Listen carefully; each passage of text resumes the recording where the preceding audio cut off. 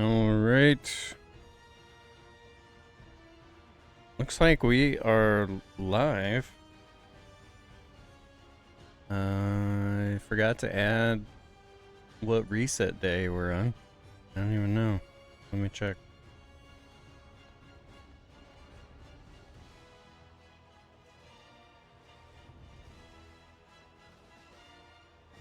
We're on reset day 54 today. Okay. Let me add that to the title.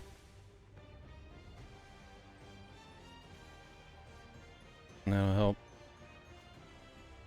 So I wrote just for fun, I was writing intros to the stream, more so the YouTube channel, I think.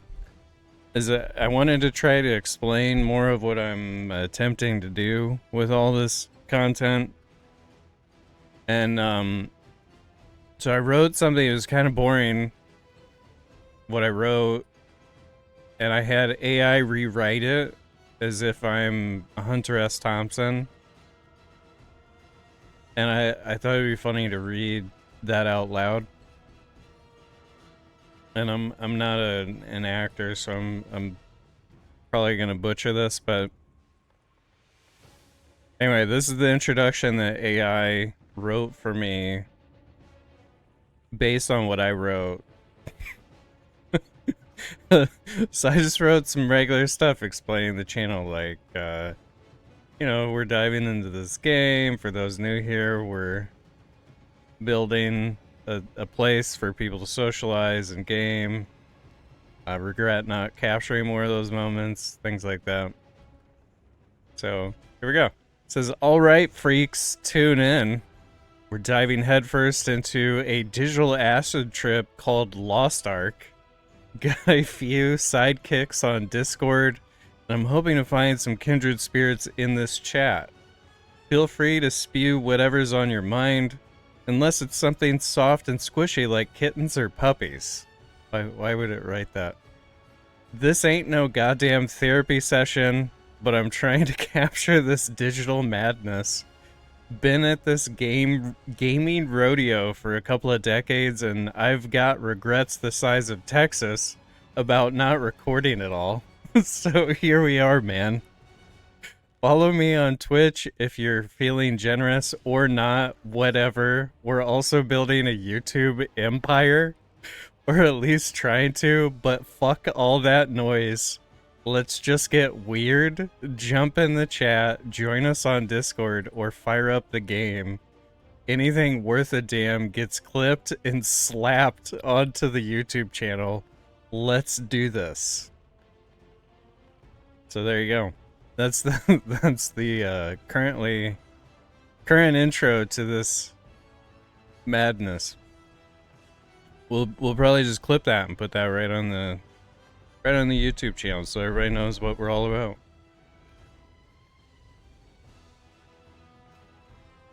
Alright, so today,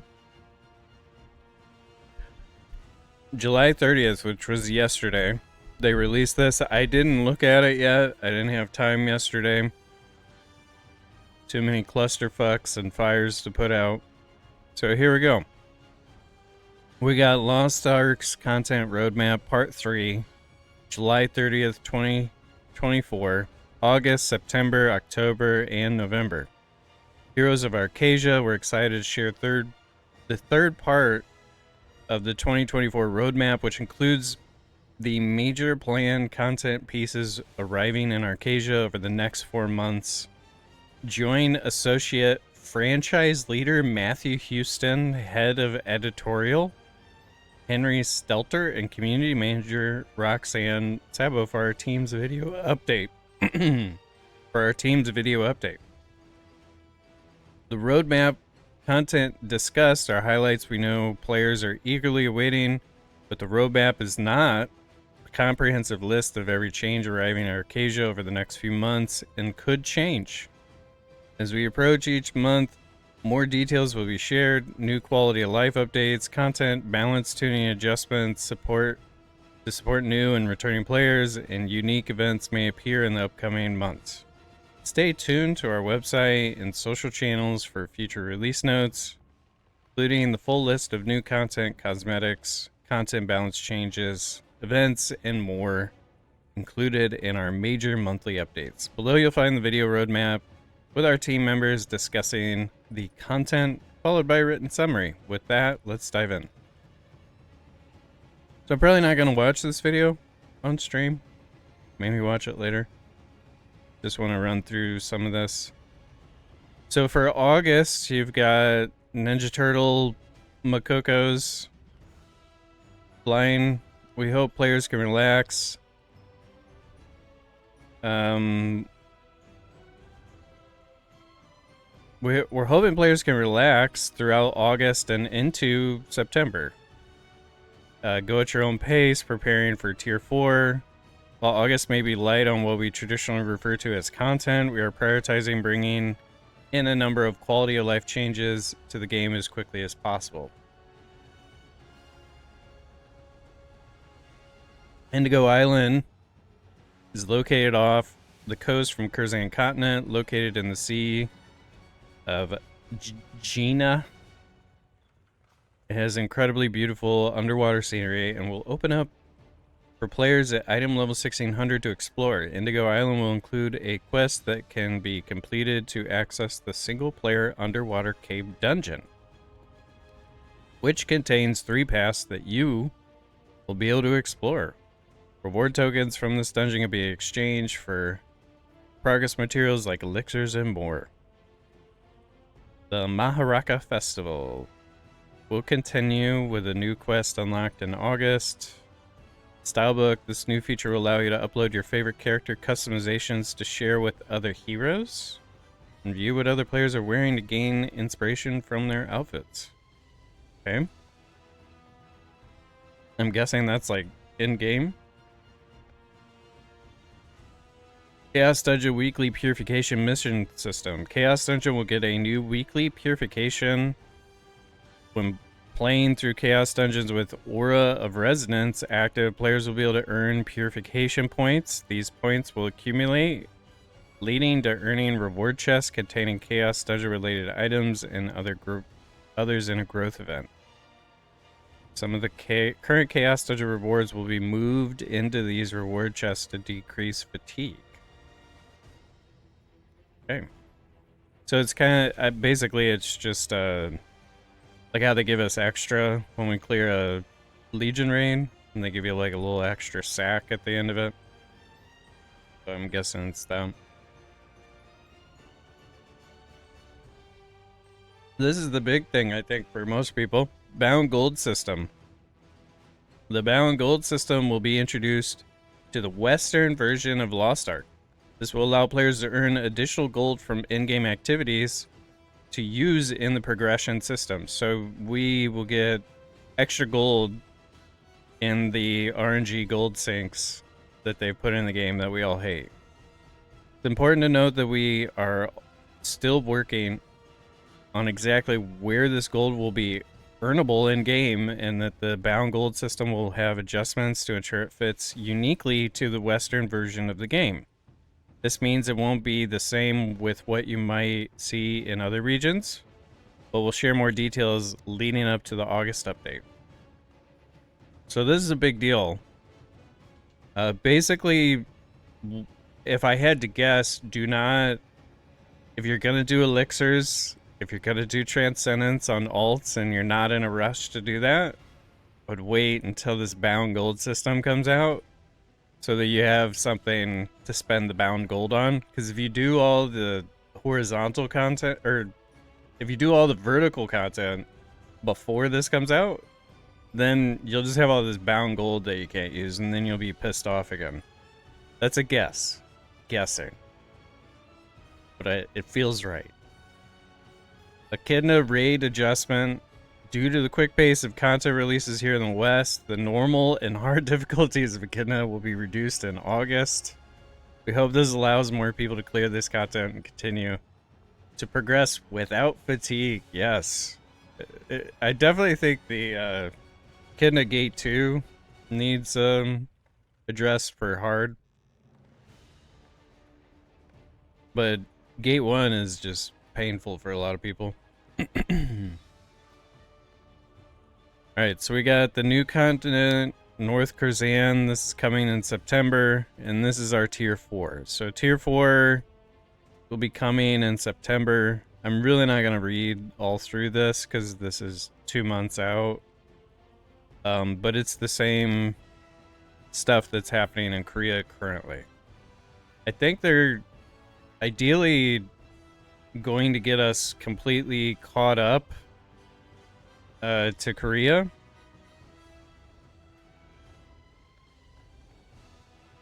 The more that they can get us caught up to Korea, the better, because it is not a really great, it's not a great thing that they're always 2, 3, 4 months ahead of us. It also sucks as somebody that's making content that I'm basically just giving an NA perspective on something that's already been released in Korea. So it'd be interesting to actually go into things blindly. They're doing a new jumpstart server for new players for tier 4. Our goal for these servers is to help propel new or significantly lapsed to item level 1620. So that's cool. And we are going to be recruiting people for the Discord to join us for September.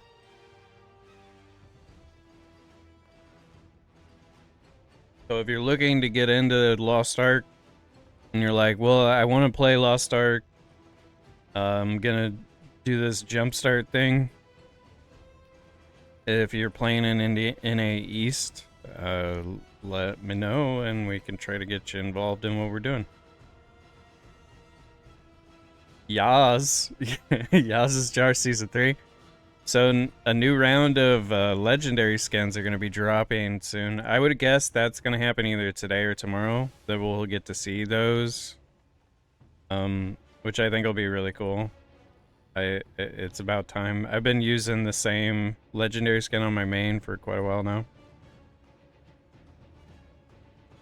And then October is the new raid. So this is us getting caught up with Korea, because this is brand new raid there. So this guy is Aegir. And then they're removing the first from Thaymine, which not a lot of people are going to actually get. And then Hyper Awakening will be added in November. Hyper Awakening skills will be added, which can be used with a separate key. The impact will be between basic skill and awakening skills in terms of balance. The skills can be acquired after clearing quests, blah blah blah. New pet abilities. So it looks good. We are looking good, folks. Let's see what kind of things happen when we launch the game. Launching it. Can't believe somebody designed this and got it approved. You know, it's just like, let's make her bikini a little more shiny. A little more shine on that bikini, please. Thanks.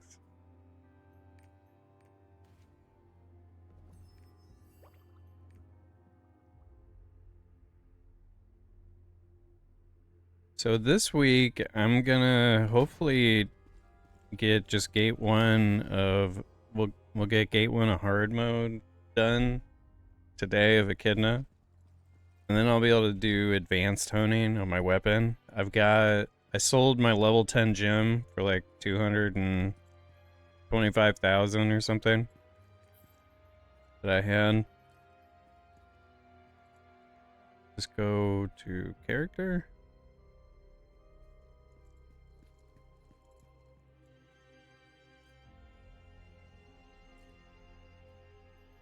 I don't know.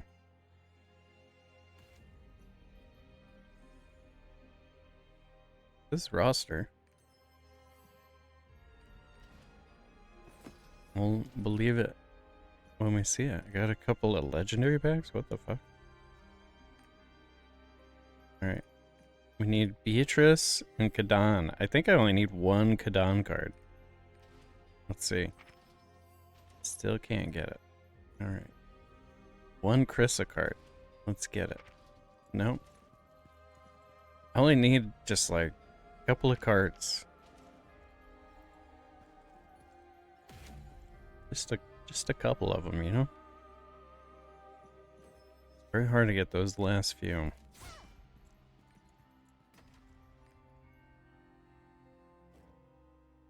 I whiffed my awakening last week on Caspiel, but we didn't get third place. Usually I get third place. I got like 8th because I missed my awakening. He moved right in the middle of it, and it didn't land. Very sad. Sad story.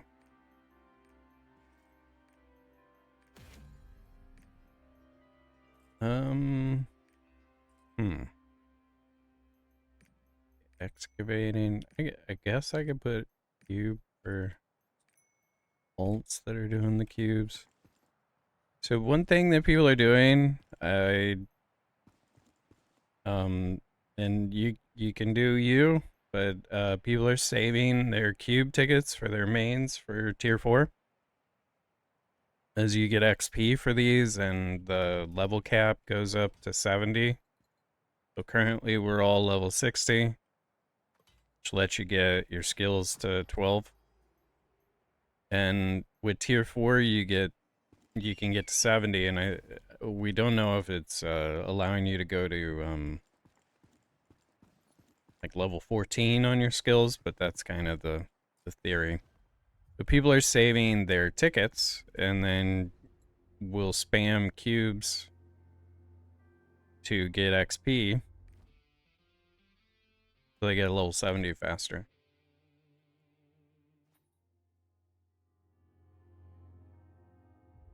That's what's happening there.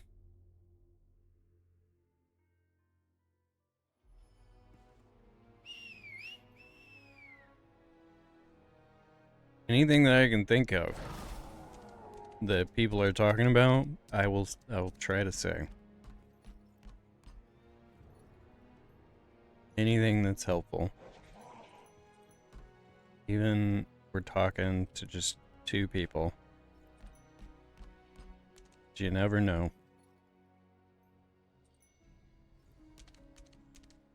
Okay, why did I come here?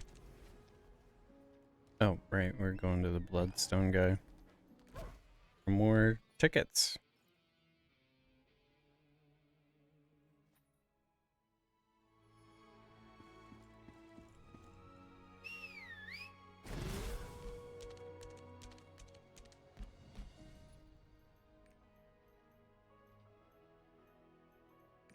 I also want to always buy the solars. I'm a Bloodstone vendor. On all your characters, just stack them up. Just fucking get them. You'll need solars for your advanced honing. So see how I'm stacking these up for my 10 to 20 on the weapon.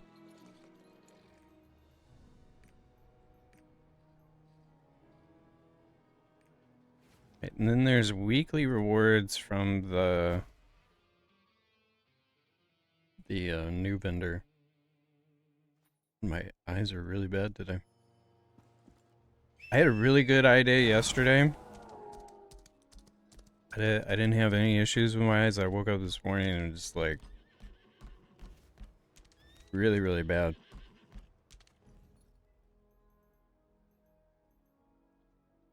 It was not fun this morning.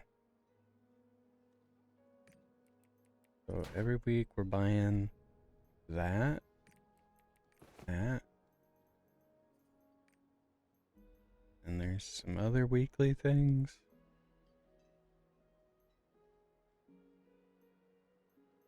I mean, I do want to get that, but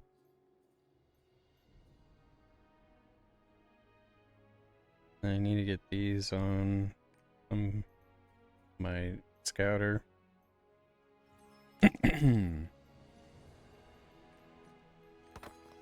We're just stacking all this for the weapon. Got 27,000 and 1,400. I built these up pretty quick, which is cool.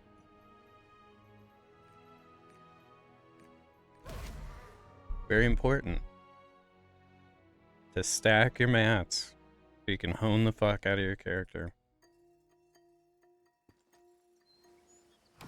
I should probably wait until they release the gold to the bound gold that they're gonna release. I should probably wait until then, but I'm super eager to just get this done, so I'll probably still hone tonight when we get Echidna done. Be right back. I'm gonna get some coffee while this runs.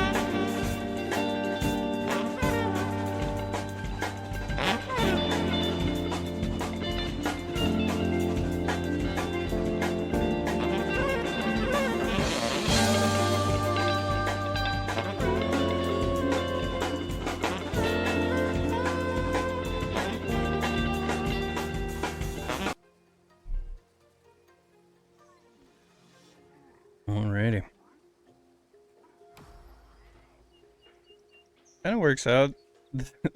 This quest is here from a streaming standpoint and gives you the opportunity to go AFK for a second. I was just thinking about that on the way down the stairs. I was like this quest is the only reason I'm able to just like go AFK and go get some coffee. It gives me an intermission.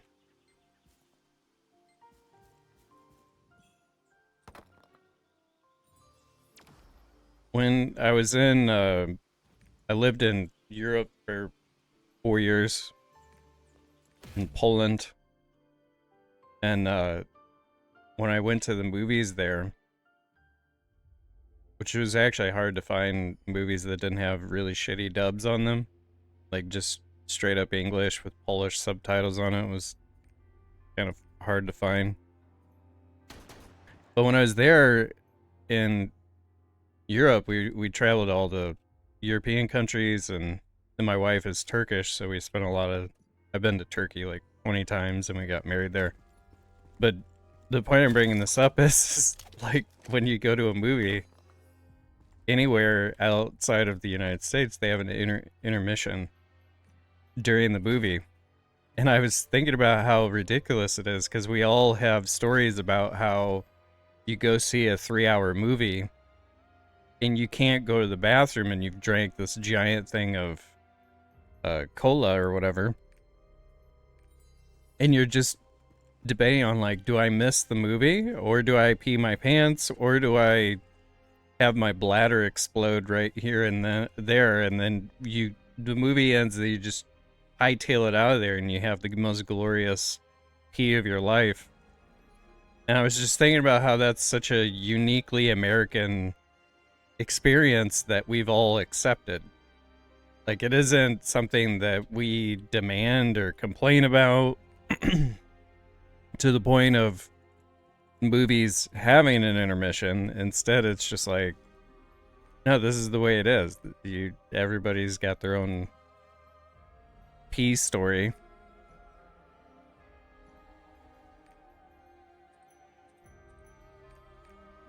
But when I was there and I experienced it for the first time, I was like initially bothered by it. Like initially I was just like, what is this? Why do I just want to watch the movie? And then my wife was like, well, you could go to the bathroom now, and then you could get some snacks or whatever you want. I gotta sneeze, maybe.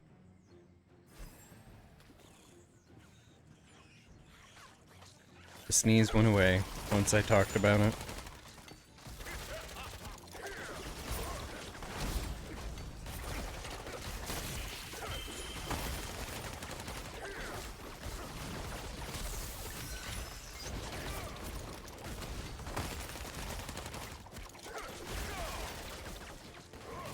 I think if I was running as president, like if I was in the presidential race, that I would come up with a giant list of things like that I would campaign for. Just small adjustments to the fabric of our society that would be nice. Like, I would make it illegal for bathrooms to have giant cracks in them so that you can just watch somebody poop, you know? Instead, it's very easy to have a door that signals that someone's in the bathroom, you know? Like, that'd be another one. And then try to come up with like a list of 50 of those things, because I'm sure there's more things we just don't think about. Like, oh yeah, that is really weird or gross or inconvenient, and we just deal with it.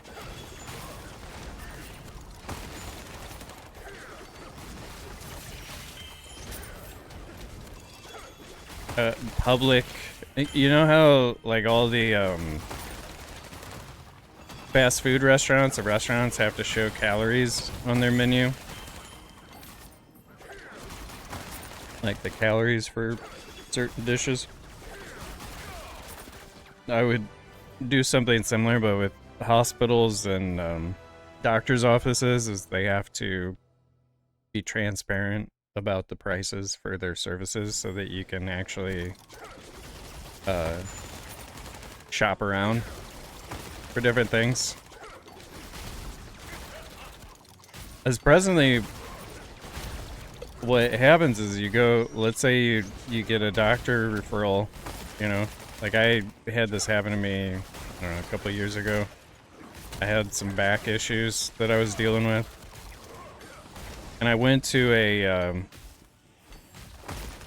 doctor who did a terrible job diagnosing my problem. And they vented to me about their life problems, which was really weird.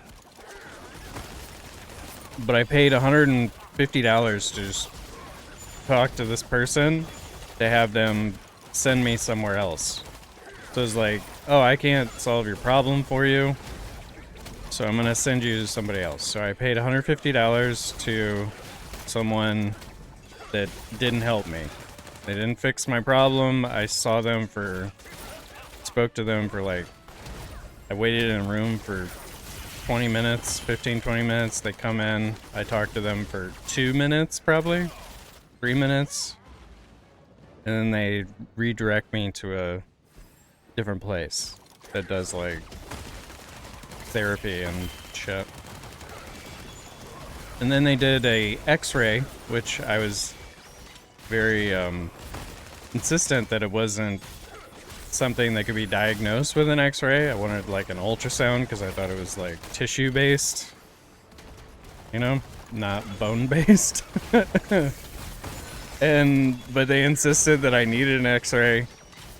They were wrong. I paid $600 for an x-ray. And when you're younger and you don't need to use your insurance all the time, you have a very high deductible. So it's like you have to pay out of pocket until you reach $2,000 spent. And so this is not covered by the insurance until it reaches $2,000.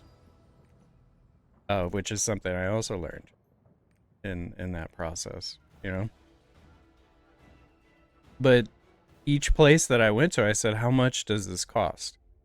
And the people would just awkwardly talk to me about that. They would be defensive. They would feel like I was intruding on something that was not my business. And then they would kind of scoot around the question and they wouldn't actually answer it. And they didn't even have an answer for me. And they were like, oh, you'll be fine. It'll be covered by insurance. And none of it was. Every single person lied to me. They're just making shit up. And so I would add that to the list of things that I would fix. Is transparency around the entire healthcare process. Because it's too ambiguous. And they're able to surprise butt fuck you with bills after you get things done that don't solve your problem. So me going and trying to fix an issue with my back, which I thought was muscle related, I wasted $800 doing that. I couldn't get it out of my head of like, because I do digital marketing for nonprofits and small businesses, and the idea that a client would come to me and say, I need you to fix this problem, and then me charging them $800 and not fixing the problem is a wild thing. Only in healthcare is that okay somehow. Like, only in healthcare. You could spend thousands of dollars having someone try to fix your problem, your health problem, and then even if they don't do anything, they completely misdiagnose it. It's all their fault that they went in a direction that didn't work. You still have to pay for those services, even though it doesn't fix you. You know, like it's a wild thing that only in healthcare we are okay with that. It's like, to me, if they don't fix the problem, I shouldn't have to pay anything. That's on you. You fix the problem, I'll pay you anything you want. But if you can't fix me, I should not have to pay you $150 to have you send me to someone else because you can't, fix my problem. You're back. I was waiting for you. There are matters that need your approval. You can go check them in the office. That's my healthcare rant for the day. There is nothing worse than the healthcare system in the United States. Alright. Ooh, gotta repair.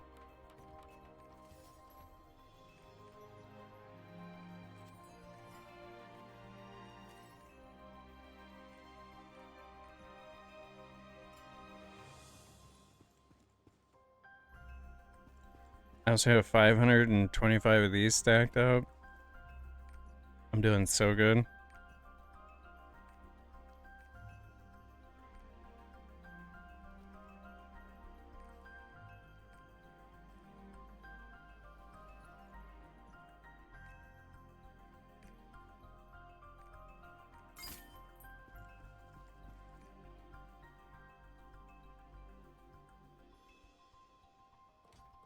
Probably switch to propulsion.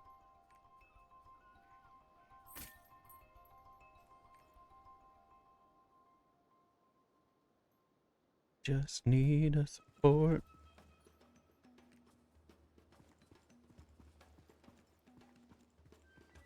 Yeah, I'm hoping to get some dailies done, stack some more mats, and then tonight around 8 we'll get some raids in if I don't get any raids done now. Support, dude.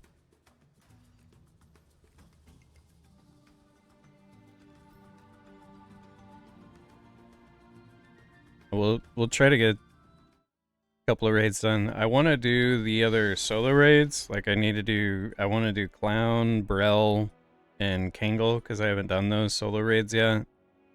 And I had people on YouTube asking me to do those, so want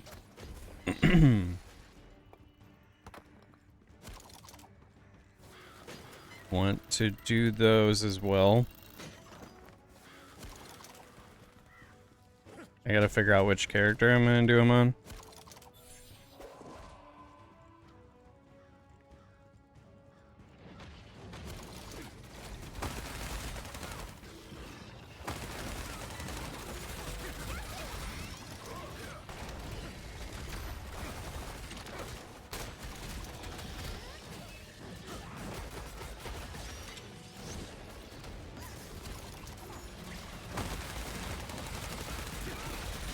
Do the counter? Everything's in slow motion with this guy right now.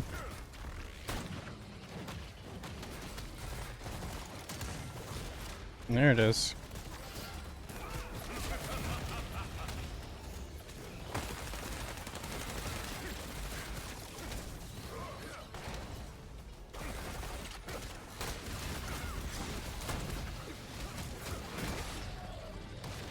He died.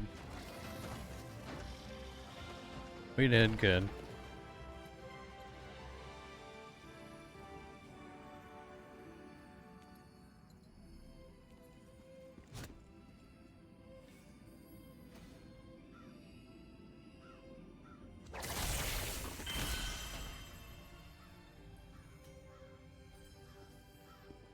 It was all me.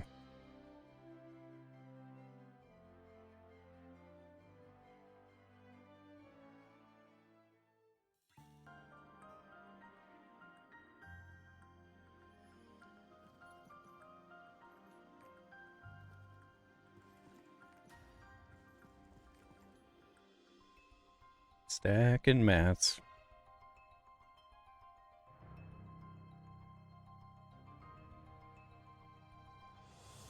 But yeah, this game is pretty...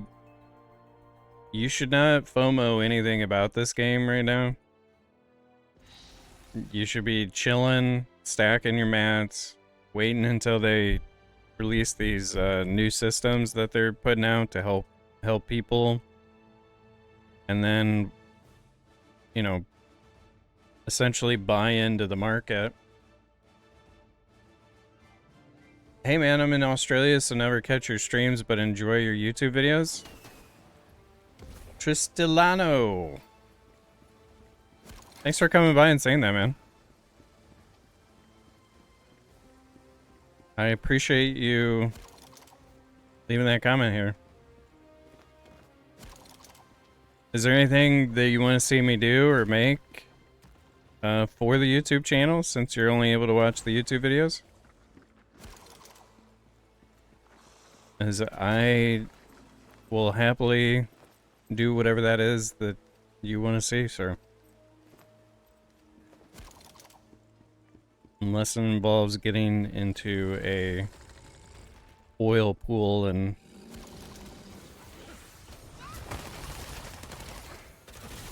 making OnlyFans videos.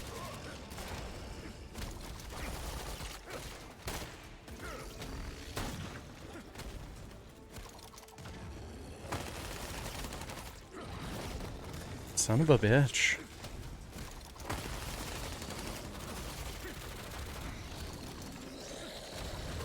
Also, you should become friends with Smiley Face Emoji. He's also from Australia. And he hangs out all the time.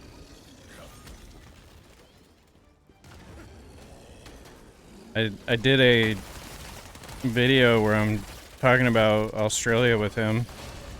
I don't know if you saw it.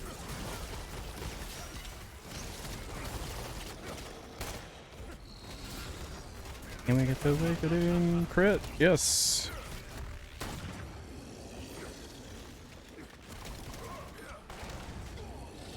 Plan on playing Lost Ark. Oh, jeez, I got one shot by whatever that was. Planned on playing Lost Ark more, but some of the raids just have so many mechanic intervals. Solo raids have really given me insight on how many some do have, and it seems like too much effort to learn, to be honest. Which sounds stupid since it's the whole game. I think if Lost Ark is a new game for you, you have to view it in the lens that everyone learned each fight as it was released into the community, I guess.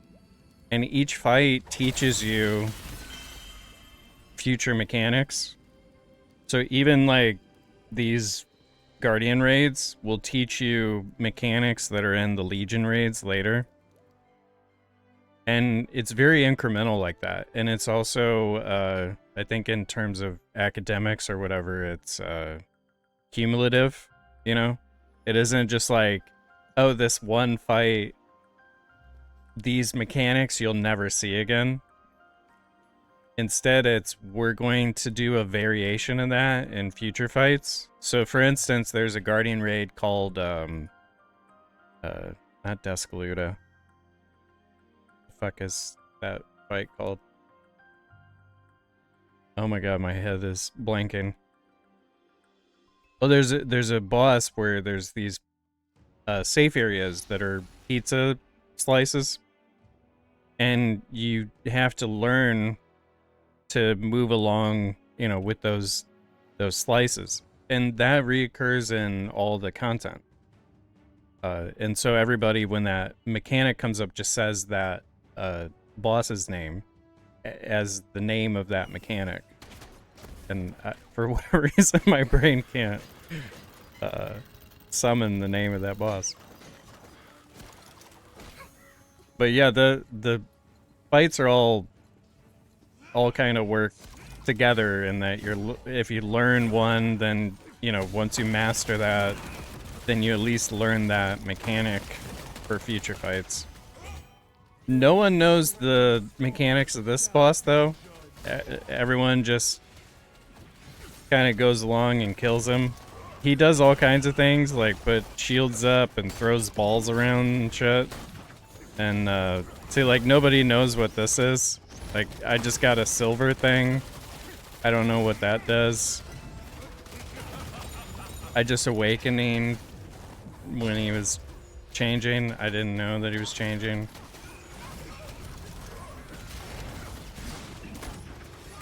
But the reason you play Lost Ark is because you love the combat. That's why we all play Lost Ark. Because the combat is, for the character that you love, the combat is the best combat in pretty much any game. Because you get so much skill expression.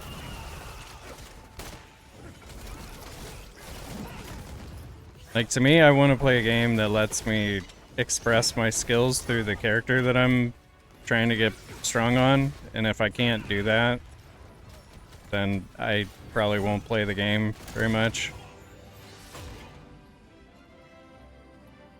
But this game lets you do a lot of skill expression.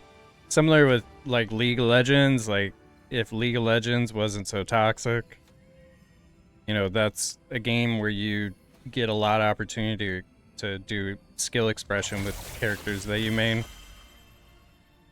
And it's pretty cool because of that. But because the game's so fucking toxic, the community is so toxic, you can't play the game without losing your mind.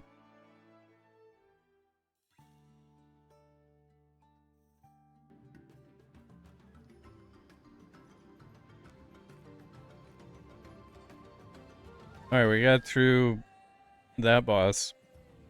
I did a lot of work on that. Very, very helpful. You understand what you're saying? Like, Vicus has 6 mechanics in Gate 2, Vaulton has 8 in Gate 2, Khan has 9 in Gate 1. Yeah, yeah. So, yeah, it is a bit overwhelming, but it comes very naturally when you do reps on it, you know? So it's sort of like if you work out at the gym and it's your first time at the gym, you have to first learn the exercise. You know, it's like, okay, I'm going to learn how to do the bench press for the first time. And then you do it on a really low weight and you're doing reps, and then each day you're kind of building up through those reps is you kind of have to view it as, I'm going to just build this into my muscle memory, and then you don't really have to think about it. And when you're learning it with people, it makes it easier because then everybody's obviously working together to learn it. And then also, ideally, you won't have anybody that's toxic, that's making that learning experience not a great experience. And then you can, you know, kind of go from there. You can find on my YouTube channel first clears for everything that is in the game. So like my first static clear on a Khan is there. My first static clear with Belshaza is there. And you can see, you know, how we do those things, and also the pain, you know, beforehand.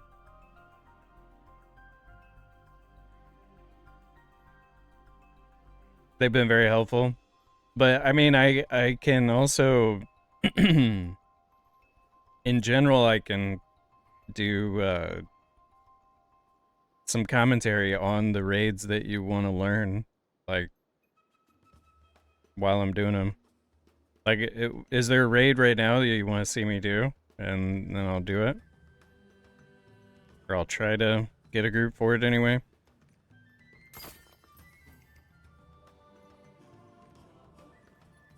And then I can explain how to do the mechanics easier.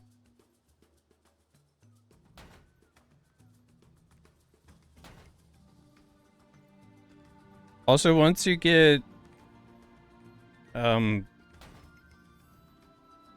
once you get better on your character, you can adapt to all the normal mechs that happen. And then it's just maybe 2 or 3 mechs per fight that you gotta learn that are wipe mechanics. The one I find super confusing is the dragon one where you can't do the 3rd stagger ever, so you gotta like destruction bomb, but also trap it. Yeah, that one is confusing. So for that, the simplest way to understand it is you're locking it, you're locking its wrist in place with the first one, and you're once you get to 3 on it, like once you get 3 blocks on it, you're able to break it. And you are delaying that for the duration that the lock lasts, because you want to lock the dragon down for as long as you can before you break it. And so while he is locked, he goes through the staggers.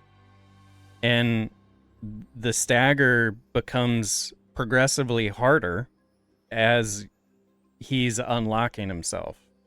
So in order to keep him locked, you have to stagger him. So you throw it on him. As soon as you throw it on him, there's a really easy stagger.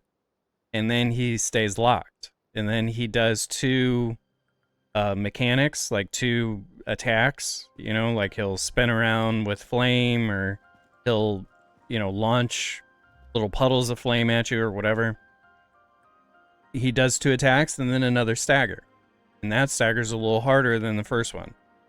Then he does 2 attacks, and then he does a very, very hard stagger that you can't even get unless you had like 4 gun lancers or something. And it's an impossible stagger because he is going to break free of his shackle.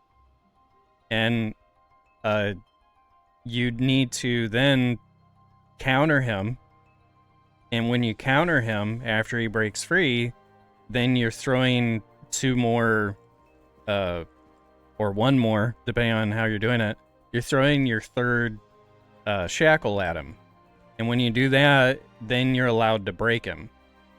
And so it's just a process of how you want to go through that. You can either do 1 and then you do the 2 staggers, the impossible stagger, and then the counter, and then you throw 2 after the counter. Or you can do 1, you do the other stagger, you could throw 1, and then you do the fake stagger counter, and then you do 1. So you're trying to just get 3 on there so that you can break him. And the break is needed because he has these buffs at the top that he gets. And if he gets 5 buffs, then it's he wipes the whole fucking raid.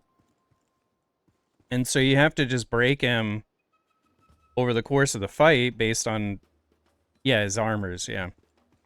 And you just have to break him so that he doesn't wipe the raid. If your damage is really good, you actually don't even need to worry about breaking him. So when I was doing the solo fight, I went in with like my 16-15s, and I did too much damage, and you actually don't even need to worry about breaking him. If you're going in there with somebody that's 1600 or something, and you're not doing a ton of damage and pushing the max, then you gotta worry about breaking him. And so every time he does a it's like this red aura that he roars out, you have to wait to throw until after that. And so if you do need to break him, just wait on a stagger, and then that red aura goes out, the roar goes out, and he's down on the ground. Then you always throw there, or you always throw on a counter.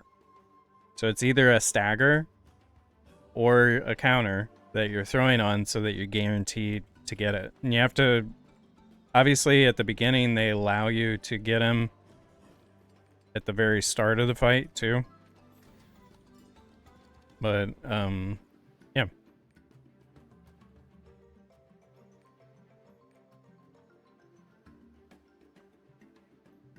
So that's kind of how that works. But he is a confusing fight. I will give you that. That is a lot of people struggle with that one, especially with the balls. Like you get the ball so that you can have unlimited cooldowns, and then but then if you get hit by an attack, you lose all your health. And that's kind of a pain in the ass.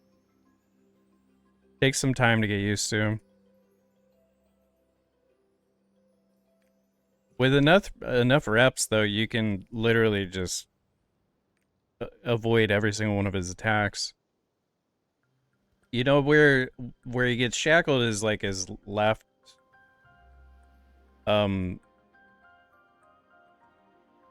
His left foot gets shackled. Oh, hold on, sorry. Just trying to open Mozilla. I can actually pull it up real quick for you. I have a recent video that I did with my main. I think. Yeah, Ivory Tower. Here. So there's this one. I'll look at it real quick so you can see what I'm talking about.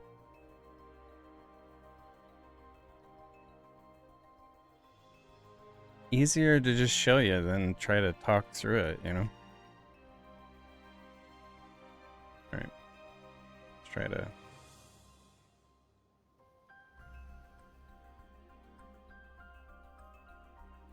Let's see. Can't wait for them. Okay. Where's gate 2? Okay. So in the beginning, see there's that roar. So that roar is the sign that he's putting like a armor up. But if you throw during the roar, he takes the shackle away. So you wait until after the roar, which that's what this shackle is for.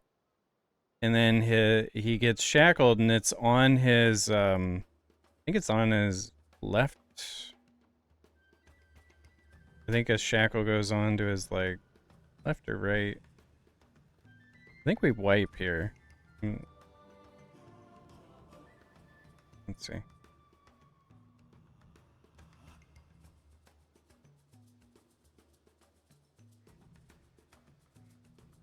We wipe?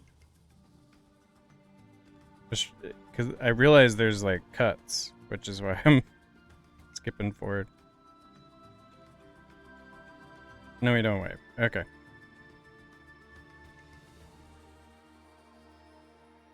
Okay. So then you stagger him, and you stagger him, and then you could, if you wanted, you could throw after that roar goes away. But we don't, because we don't care. Because I've got a lot of damage. I'm 1640 in this video. So you could throw one there if you wanted, or you wait until the next one, and then then this is the next stagger. So see how the stagger's harder, and then you could throw there, and he's still shackled. That's why he can't move.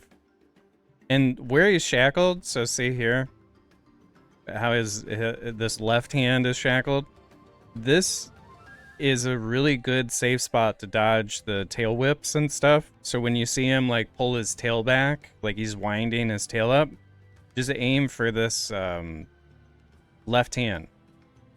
So like you can just spacebar on to this shackle and you'll be safe. So if you're, because the most annoying thing to do in this fight when you're first starting out is dealing with the tail whips, because the tail whips feel like they're 360 when they're actually like 270, and the safe spot is here on the shackled hand. And so you just always go there. And in general, this is the safest spot to be in until he does the cone breath that he like whoops around. But when you learn the animation from that, you can just, you know, go to the side of him or whatever. But that's why I dodged that one there. So you'll see. So this is the wind up that I was talking about. And then I'm here on this side on purpose because I'm dodging this attack. So see how I didn't get hit by it? Whereas everybody else that was over here got hit by it. So that's the cone breath. And then this will be the impossible stagger. So this is just a DPS opportunity. So if you're struggling with damage, or if your group is struggling with damage, just view this as the third stagger as now I get to do all the damage in the world to him. So if you have an atropine, this is a really good spot to do an atropine. If you want to use your awakening after you get one of these balls, this is a really good moment to do your awakening, because you're not going to get hit, and you just want to unleash everything you got. And so then after, this is literally scripted. So after the fail, he does the cone breath attack, and then after the cone breath attack, he does a counter. And it's scripted every time. So no matter what, after you're done doing your damage, he's gonna do that attack. He does a cone breath, and then there's a counter. And then on this counter is when you do the stagger real quick.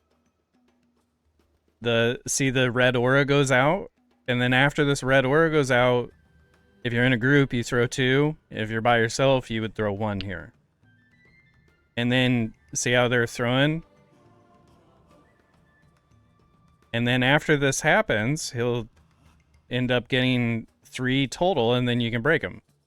Because the idea is that you're trying to get 3 on him. And then after the break, that gets rid of his stacks, and then you can go into the next mechanic with 0 stacks. So then after you do this mechanic, where you follow the trail and you counter it, in solo mode, you just have 1 they have to counter, which I'm guessing is random, but it seemed to always be up in the top right. You just follow the trail, and then, you know, you're either countering or you're dodging his gaze. So I got the gaze, just immediately started dodging. And then after this happens, you get another DPS opportunity, and then up here you'll see the clock. Around 7 minutes, he does a counter, and it's scripted. So no matter what, you get another opportunity to start.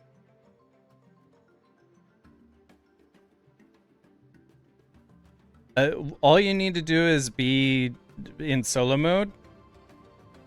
All you need to do is be near him when he's going into the mechanic. So if I was in solo mode, I would just be standing here, and then you just watch where the trail goes. So there's this red blood trail that comes out of him. See that? So you just watch where this blood trail goes. And if you're in solo mode, just stand right on him, and you'll see whether it's going. Yeah, because the blood trail will guide you where you gotta go. And then I think it's always a counter in solo mode, so. And, yeah. So this is another scripted event, is he does all this fuckery where you gotta dodge things until about 7 minutes, and then he does a counter. So you don't throw anything until you get a counter or a stagger. These are the rules of this thing. So there's a counter, and then we got a stagger. The red aura goes away, and now you throw. See? And you just throw 1. Because your goal is you want him to be shackled for as long as possible. and then just before he phases, you break him. And when you have a ton of damage, you have more flexibility of when you do that, or even if it matters if you do that. So the more damage you do, the easier this fight becomes.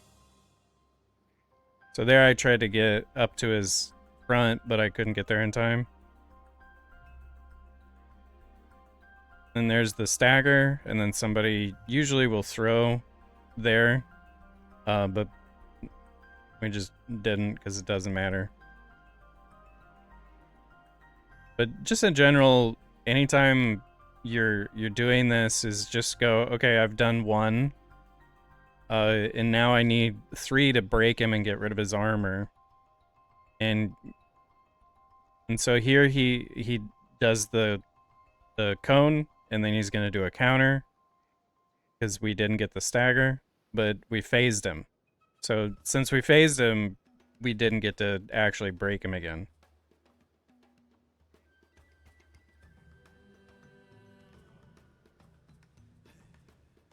And this, you're going where his flame breath is starting. It's either right side or left side.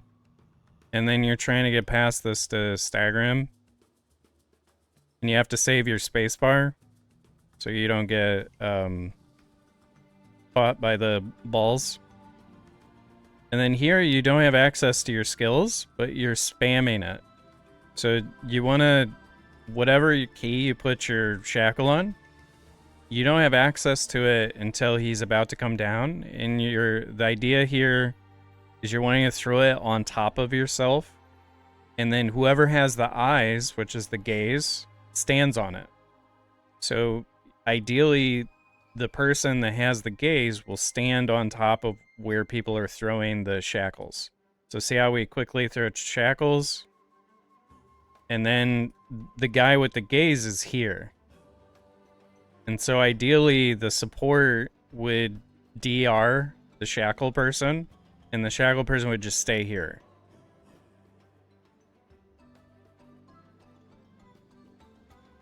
And then ideally, all 3 of these would hit him, and then because 3 of them would hit, you would immediately break him, and you'd be good to go. In this case, we actually, I don't even think we got one. Or no, we did get one. So because everybody's thing's on cooldown, nobody can throw here. But this is where you would throw. And it doesn't matter because we have a lot of damage. I almost die here. I got fucking tail whipped. But yeah, so that's the fight. And then in this phase, as the fight goes on, you get more damage. And if you break him, you get even more damage. So there's incentive to like break him. It's really, really hard to break him if you don't break him right at the beginning. Because he doesn't do any counters and he doesn't really do anything except put a gaze on somebody. So the only way that you can really get him shackled again is if you, as the person gazed, are, sort of baiting him into one of the shackles. And I've seen that happen before, but it's very hard to do. So that's that fight.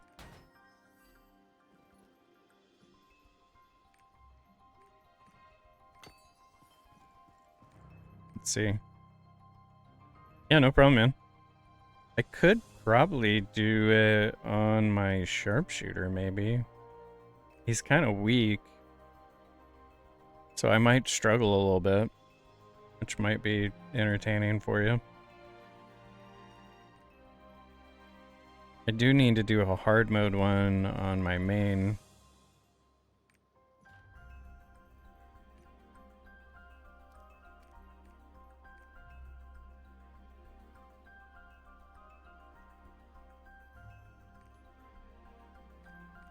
That lobby's full.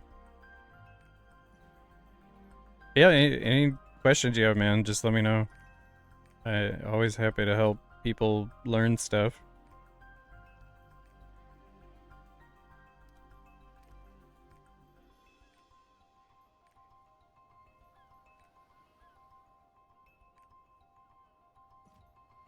After 6 months, I still can't decide a main. My highest is Breaker. I have a 1550 Deadeye. The glow of the guns looks so good.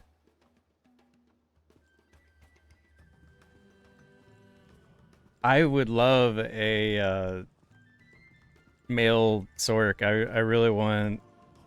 If there was a male Sork, I would 100% make one. I've been saying that for quite a while. I want fucking a blue bearded Gandalf. You know, basically this, but you know, Gandalf.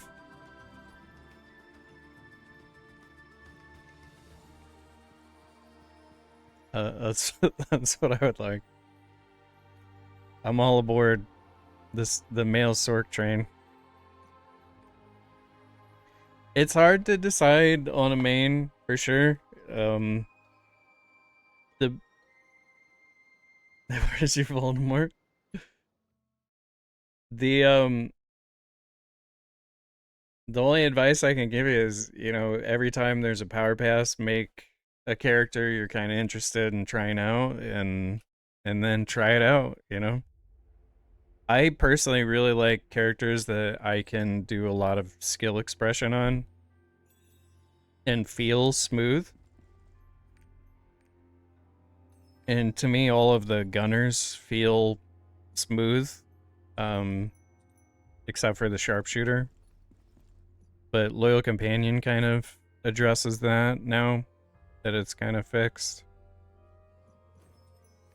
But that's why my main four characters are, you know, Deadeye, Scouter, Artillerist, Sharpshooter.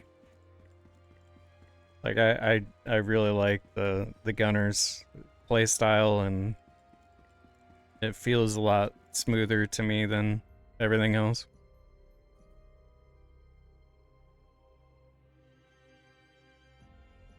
It's not 6 seconds every 2 minutes. It's fast.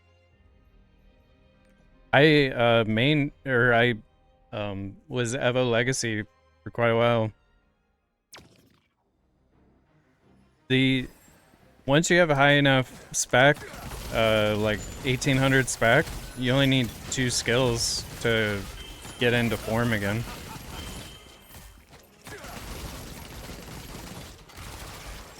Like, it's super fast to transform as long as you land the abilities.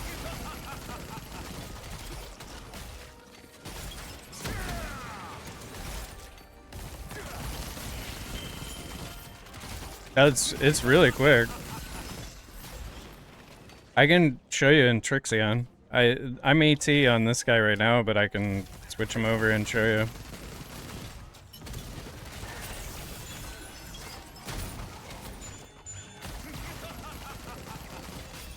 The worst thing about Evo is that you need to be in the front of the boss when you do your one of your main damage abilities, so that you get the front attack damage bonus.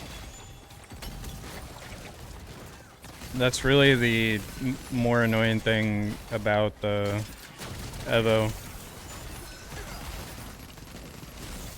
The transforming itself is not annoying to deal with at all once you get it figured out. And then when you do the animation cancel on...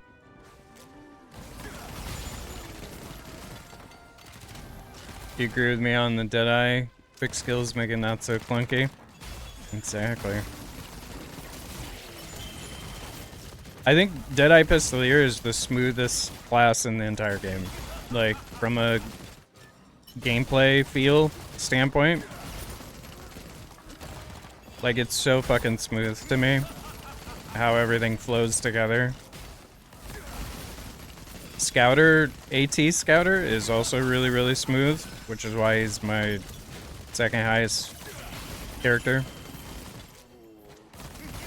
You play Barrage Gunlancer and man, either slow walking or skills clunky. Yeah. The reason I like the Artillerists is the same reason I like the Breaker. Is you can load up a fuck ton of burst, and it feels so good to unleash hell on a boss like that.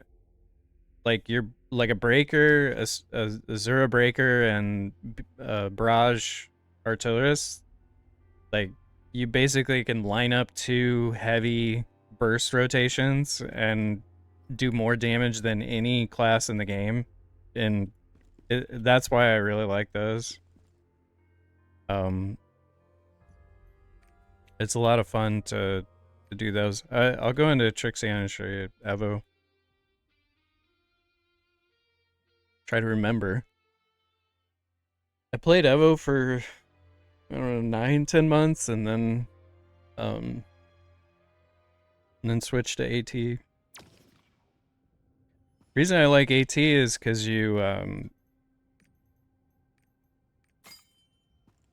it is because you can multitask. So you get a blue and a yellow at the same time, and I like that.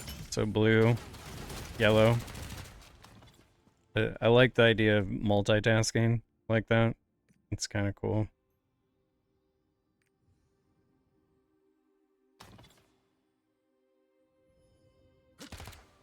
Let's see. How do I turn this into Evo real quick? Kills.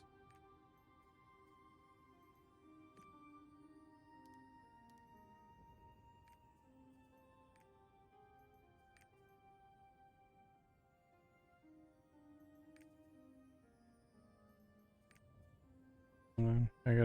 I think I gotta hop out of here. I actually need to do this anyway. Forgot to say I have played League of Legends. You should see OC server. It's so disgusting. A small player base, no matter what your rank, everyone just Smurf account. Dude, it's so fucking toxic. I played League for 10 years, I think.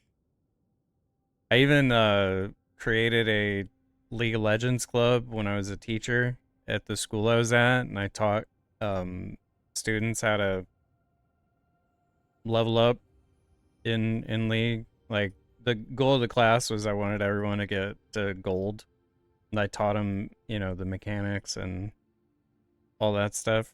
And everybody did end up getting to like silver or gold, which was cool. But yeah, in a setting like that, it was really healthy and cool to do it with everyone. But you literally just have to completely mute chat and just leave it muted. They seem to have done a bunch of things that make the game healthier like that, where you have the option to just mute everything. But it's so fucking toxic. But I needed to do this anyway. I wanted to make an Evo build. So I was gonna switch him over.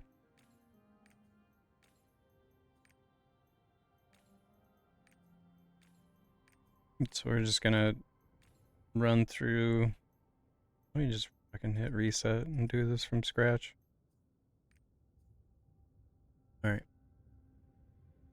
Let's see.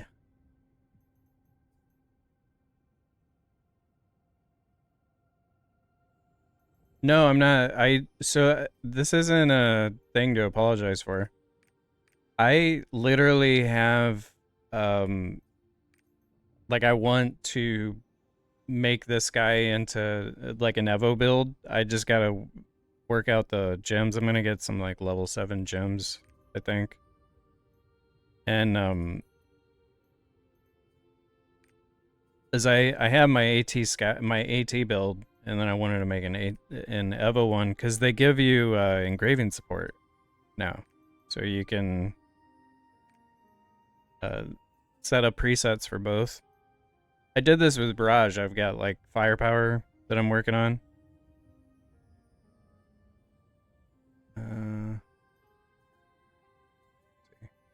A mobile shot. I'll just start from scratch here. Oh yeah, I forgot you get to do backflip strike with Evo. Fuck yeah, bruh. And that's your counter. You get tenacity on it. And then why would you put bleed on that? What are we doing? What are we doing, Evo builder person? Why would you put any runes on anything other than the Evo skill? Oh, there. Okay. Never mind. I see it.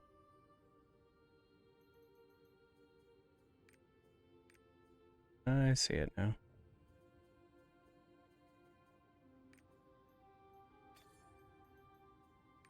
Alright. Comic Strike doesn't get any. Laser Blade gets a Gale Wind. Echelon Beam is what I was talking about. That's the front attack one. So, see how it says front attack? It's also the counter. And then Surge Blow. Crimson Breaker. This is your highest damage ability, which is the one where the lasers kind of come out. Then we gotta put Airstrike on. Alright. And then Blockade. Where do you get all your runes from, by the way? The runes come from your, you kind of have to scout out the ones that you're wanting, but it's a wide mixture of, you're going to islands or you're doing the collections. And most of them come from the collections. So the collectibles here. So you're doing things like this. The Giant's Heart. So like you go through and you can click Giant's Hearts and then you can view the rewards and then you can see like, okay, if I get yeah. They did do an accelerator for, this is called horizontal content, and they did an accelerator so you can get through it. The main thing that you're wanting to get when you're doing this stuff are the skill potions, so that you're getting more skill points that you can work with. So if you're going, okay, what do I prioritize for this, is you're scouting through these for skill potions, and you want to make sure that you get all of these. Similarly, with Una tasks, there's reputation for all the Unas that you can do. And you want to look through the rewards for these as well. And so most of these I've like done, but you click the search icon on each Una reputation, and then you can see the rewards. And you can go, okay, like if you go to an area and you start doing an Una task there on one of your characters, you'll see like, oh, this is worth me doing every day. And then you can create a Bifrost there and you can just start doing it all the time. What you want to do if you have multiple characters is you find different reputations you want to work on and then put a different character on that reputation and then make all their Bifrosts that reputation. So if you have 6, 7 characters, you can work on all the 6, 7 different, or it'd be 6 times 3 different reputations, and then you can prioritize the rewards that you're getting by just looking ahead. So for instance, this reputation gives you a masterpiece at the end of it, right? And so then you can go into the collectibles and you can say, Okay, what am I getting by doing the masterpieces? So then you go into the masterpiece, view reward, and then you can say, okay, is there anything that I want here? Okay, there's a purple conviction for people that want conviction and judgment. Or at the end, you know, there's the legendary judgment, which you do want to get. So then it's like, okay, I want to work on all this, and um, I really want to get that. So be right back 1 second. My dog's making some noises. We gotta see what's going on with it.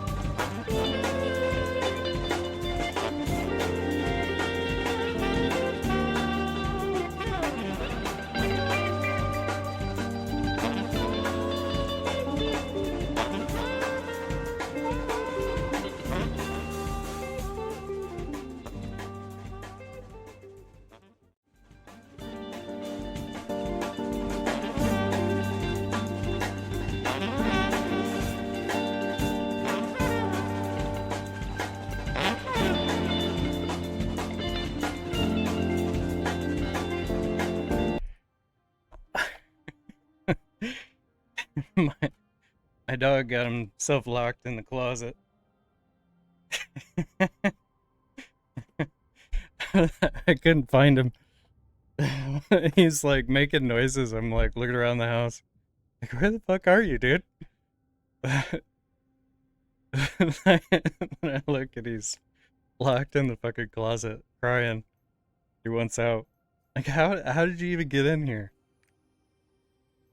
He's like flipping out.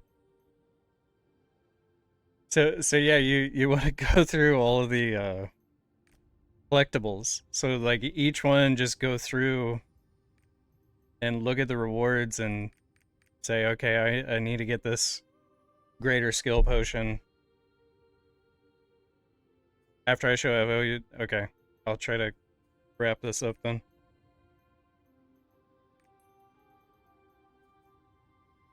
So with Evo, everything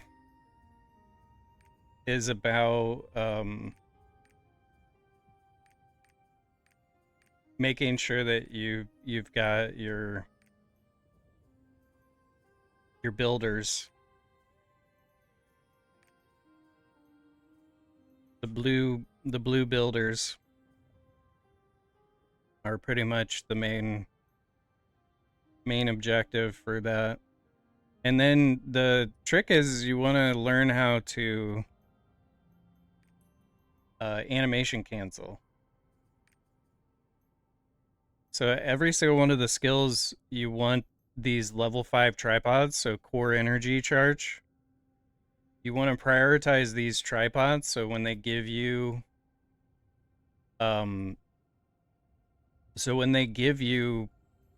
free level 5 tripods, if you're wanting to go Evo on this guy and you're committed to that, you want to use them on the main blue skills on the core energy, as that will give you instant transformation when you're doing that.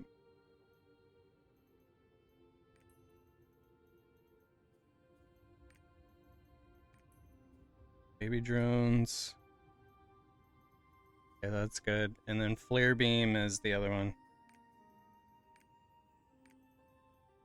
So flare beam is super good. And then some people put enhanced laser on it to reduce the battery consumption.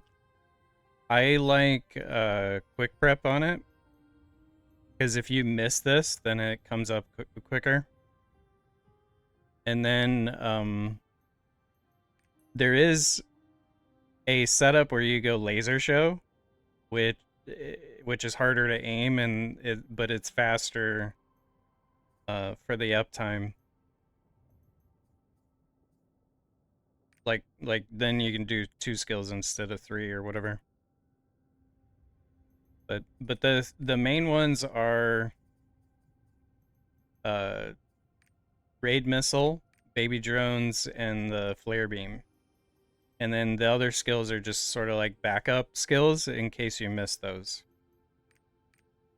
Like energy buster.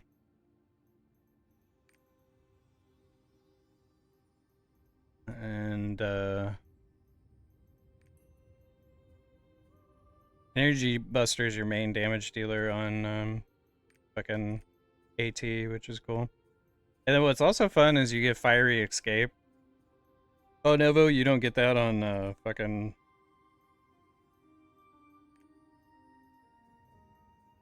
on AT, which is just like awesome. Like fiery escape is one of the cooler abilities in the game. Really fucking neat. Like, so you can go that version where you hold it, or you can jump over bosses with high flight, which I use all the time. Like, it's really fucking awesome.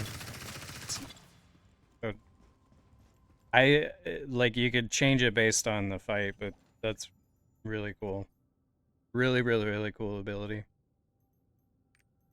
I like it a lot. Okay. And engraving support, Evo, raid captain, barricade, grudge, raid captain, and keen blunt probably.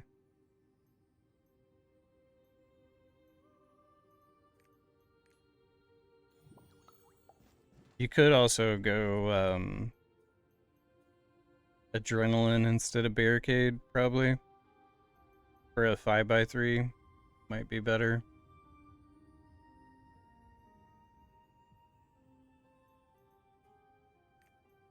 Let me try that. You need that extra crit, probably.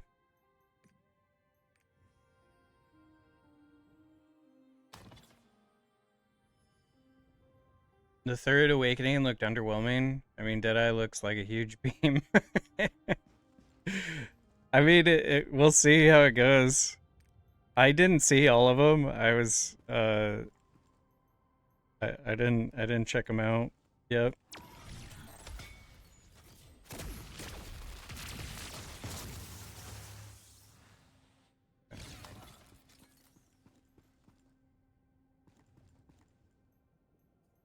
So let's switch this over.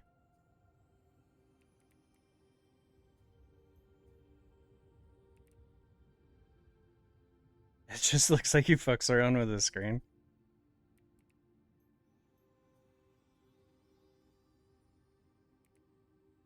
Like 650. So you're probably gonna be around, like, if you get decent quality stuff, you'll be around like 1800 and 600 crit.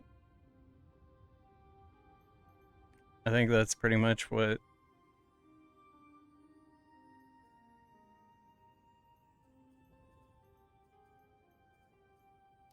And then you only need 2 gems.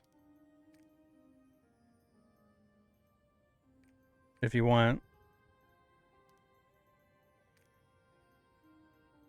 That's one of the advantages to Evo.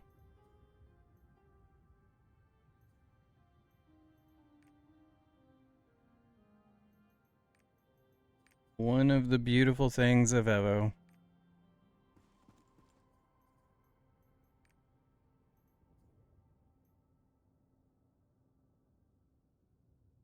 What's my damage output? Yeah, it's hard to line that up accurately.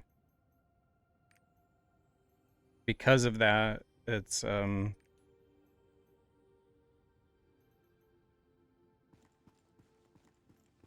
mean, we can, I guess, do like a 2-minute test or something. So with this, the main thing is here is you're using raid missile and baby drones and flare beam. And the trick here is that you want to use the X ability, which is it draws the the drone to you. It's an animation cancel the ability. So as soon as you see the missiles goes out, see how the missiles went out, you press X and draw it back to you. And this will let you cast the next blue ability faster.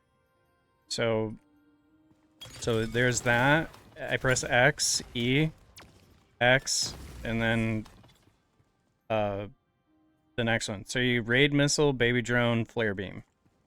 And when you land those, you'll see this go up quick. So there, and oh, I missed that. I literally missed that one.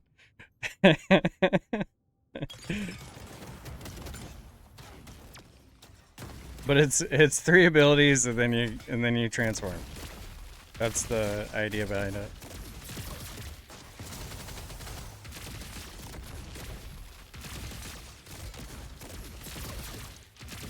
So let me hop out of this and I'll show you again. So 1, 2, 3. Do I have something set up wrong? I think it's still got my AT build on. Okay.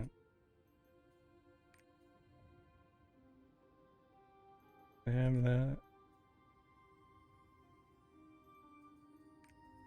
Something is off. I don't know what's off, but something, because it's literally just like 3. Or actually, it might be after you. So that, after it fades. So the first time is it you have to fill it from the beginning, which takes a little longer. And then after it naturally fades, then you get more meter, and then it's 3 abilities. That's what it is. Alright, so see how this is more full. 1, 2, 3. And I missed part of it. So there's that. Alright. And then if you wanted, you can do, oh, it's because I don't have wealth runes. That's what was going on. I'm an idiot. That's what I was missing. Do not have the wealth runes added. I knew something was off. So raid missiles, you need wealth. Baby drones, wealth. And then flare beam, you don't put a wealth in. Okay. There we go.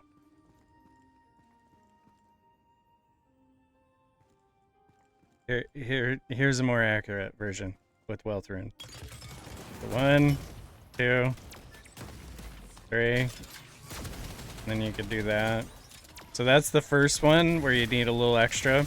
Usually people just, as an opener, you use your awakening. And then once this naturally runs out, it starts higher. So it's up, 1, 2, 3. Bam. And then you're back in. There you go. Now it's right.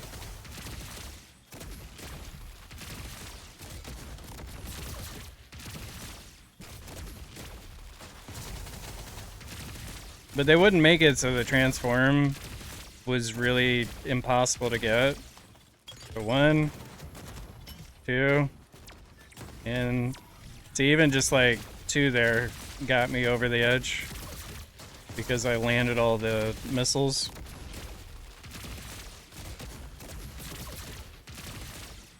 So yeah.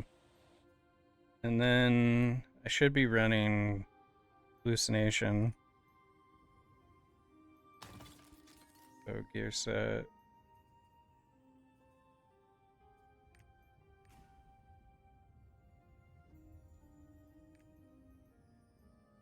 Thanks for all the showing and explaining. We'll head off now. Enjoy your night. We'll be watching more of your stuff tomorrow. Thank you, sir. Yeah, tonight at 8 p.m. Eastern, we're going to do Echidna and Thamine and stuff. And, yeah. Thanks for stopping by, man, and hanging out. Appreciate it. See what kind of damage this guy does.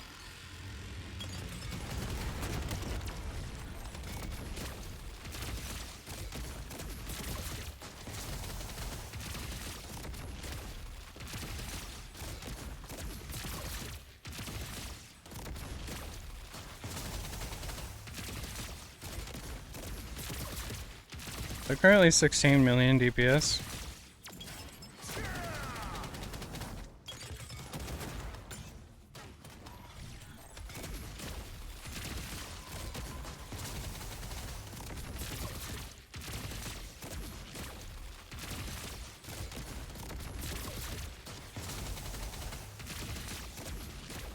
$17 million.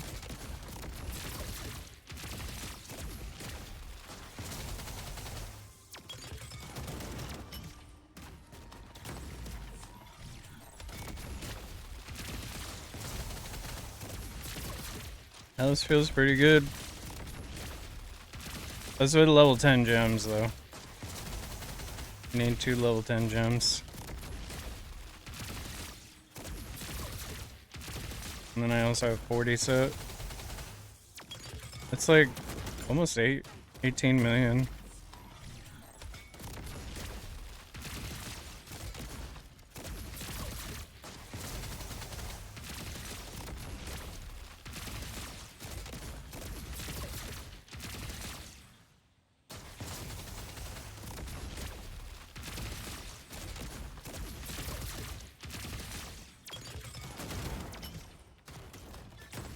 Yeah, and those 2 abilities.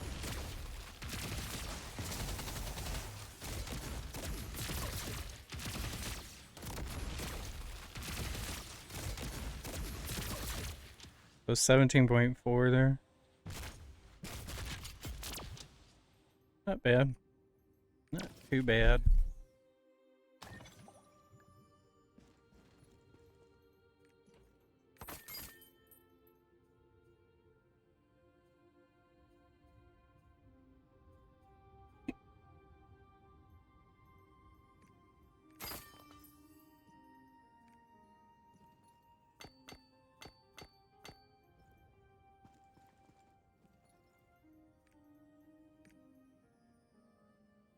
Alright.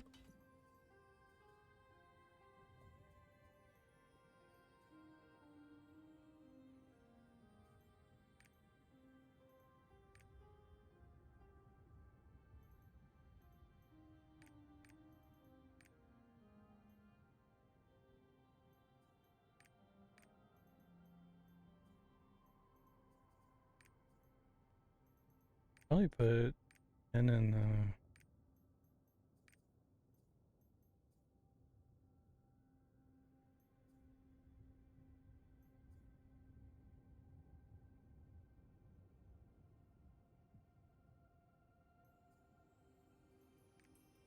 Adding some extra tenacity really good there.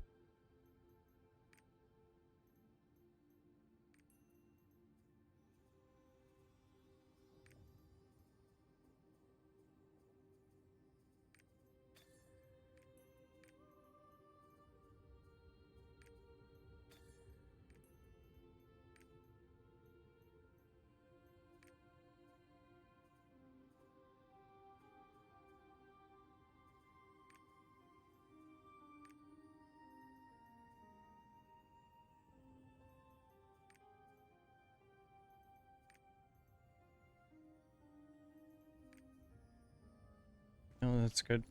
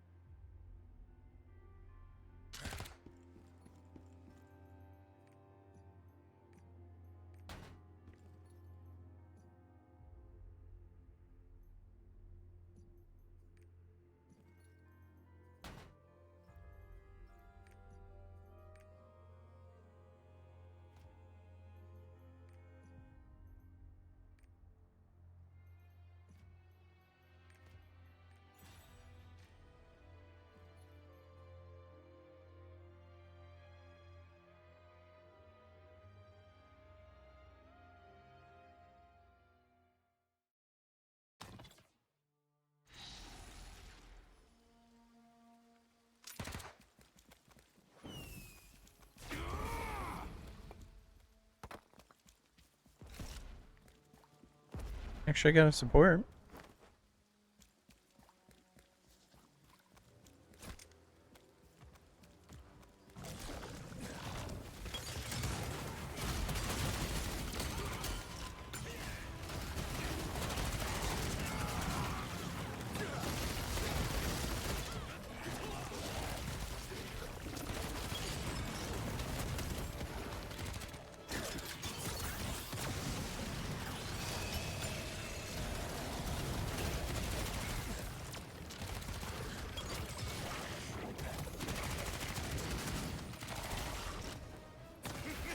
Really? Really?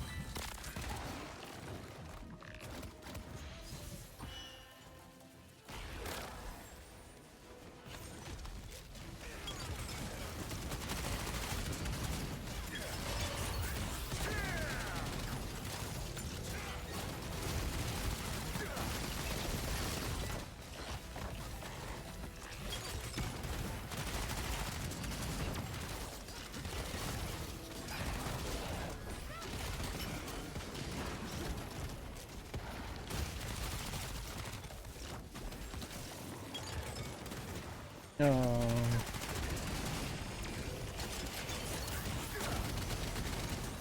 Uh-oh.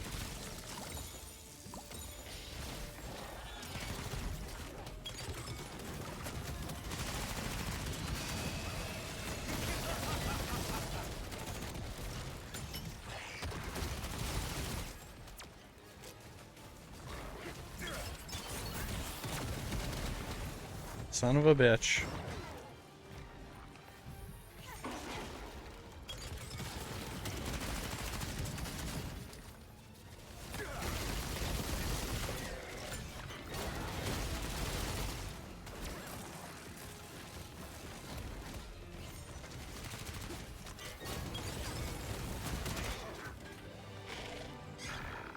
All right.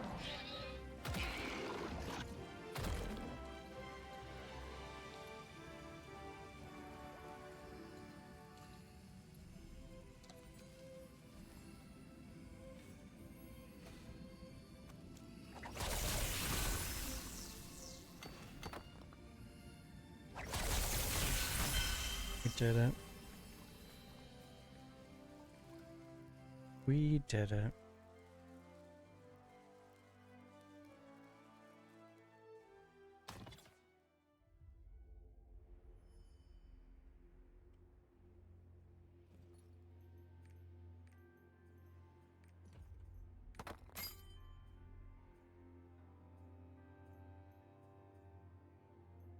You get a high quality accessory, you should send it to an alt. It's spec, crit, or swift.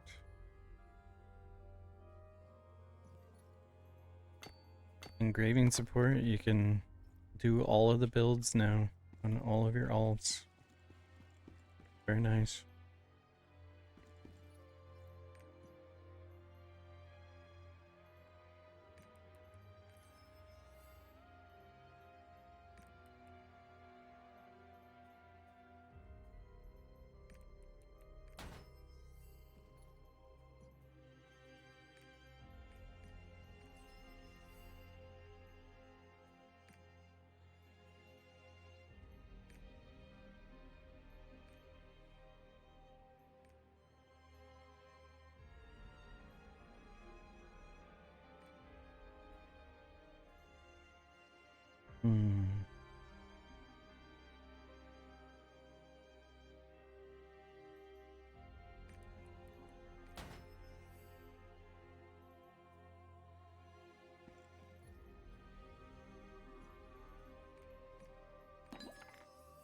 Jesus.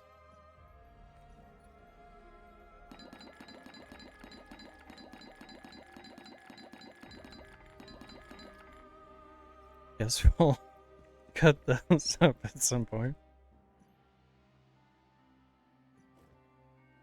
Didn't realize there was that many.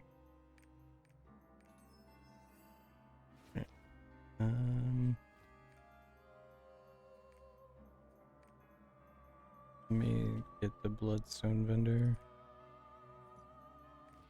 If you don't do the bloodstone vendor right on day one, you'll never do it. And then you'll just have like 100,000 bloodstones saved up. And you could be, you know, getting that silver on each character and the cube tickets and...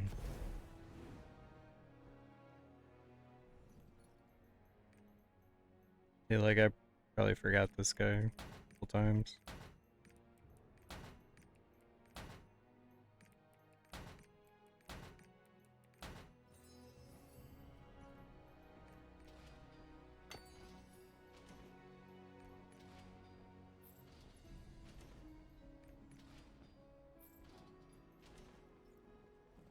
And it's all good.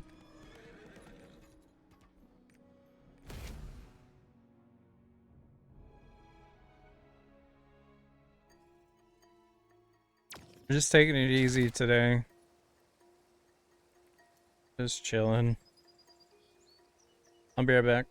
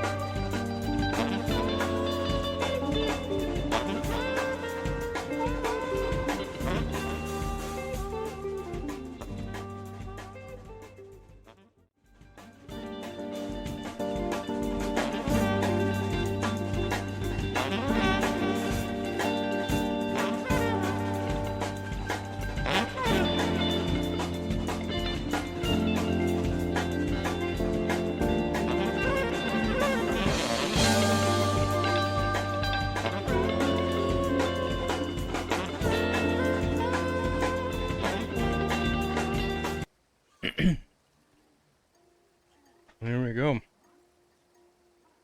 Probably gonna do some solo raids. Give those a go.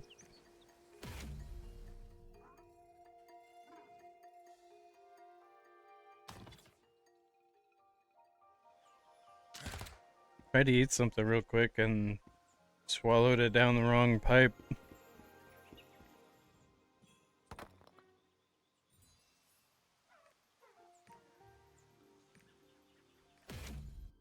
What you get?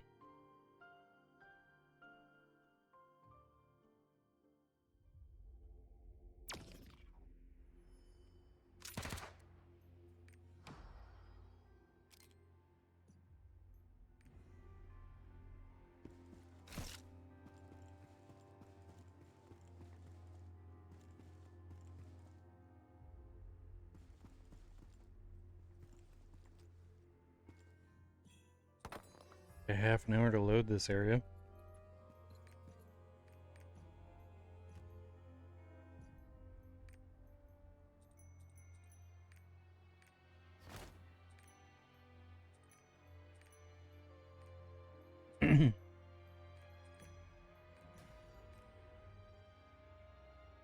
Yeah, I think I'll do like Gun Lancer through Clown or something.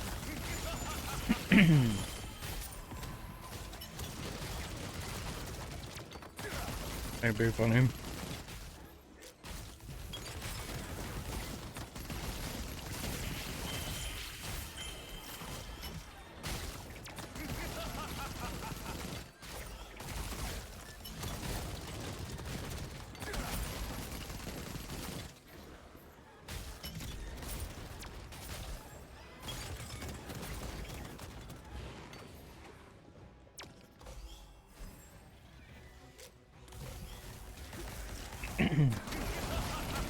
Or I could do my...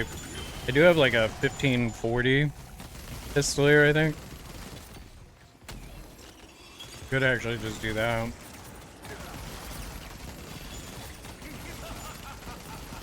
Do him through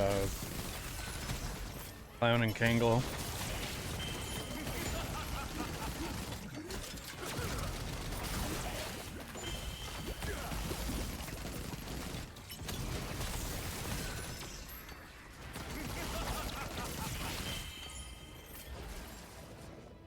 That sounds like fun.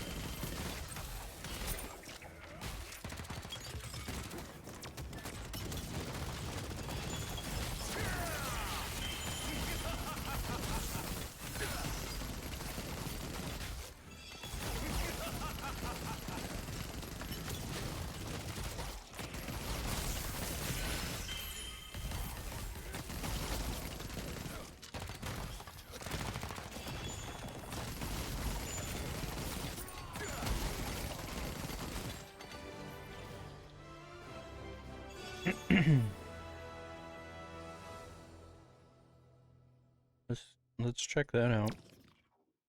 Get on the Pistolier alt.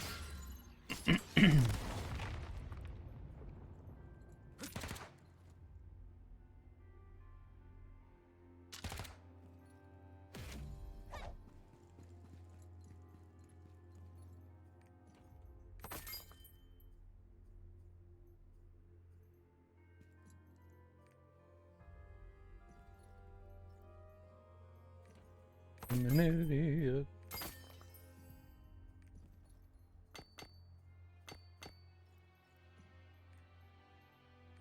Yeah, 1550.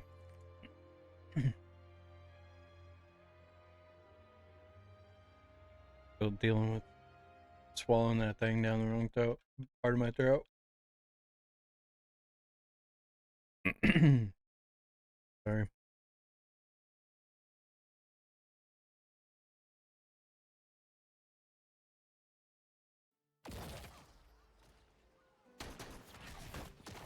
Okay. I should probably get some. Do I have spec stuff? This guy?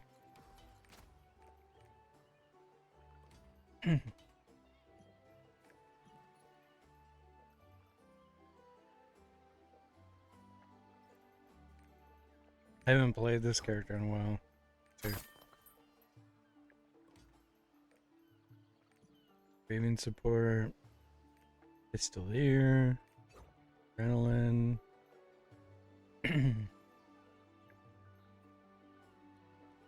Dredge. Do raid captain. And then size stack. And thing.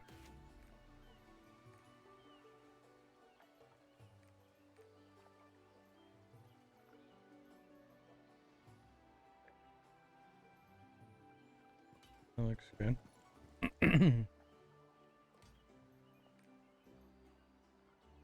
And he still needs more for tier 3 or level 3 hallucination pieces.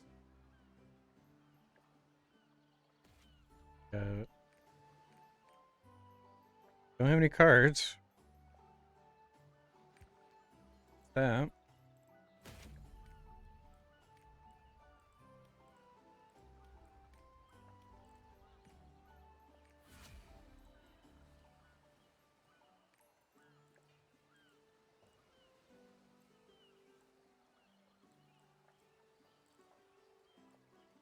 Cast KLC.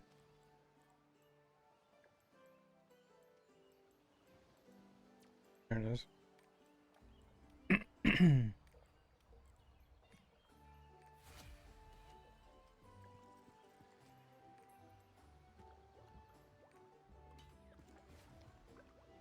I think this vendor's got stuff to upgrade your.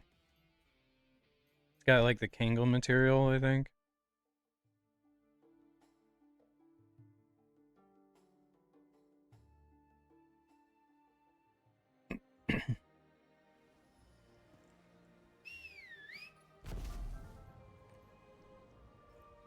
I'm seeing a lot of adventurers lately. I'm thinking it.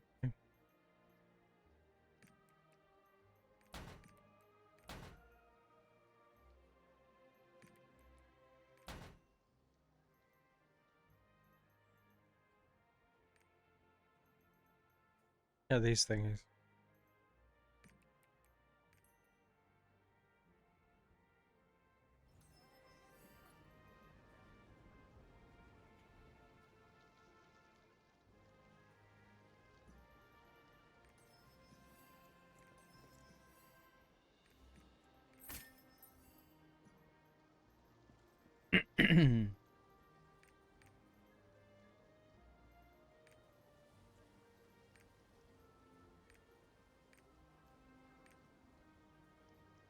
Yeah.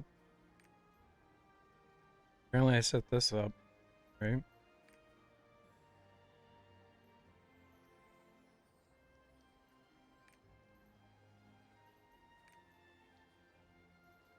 Cool. And it looked like it was just this guy.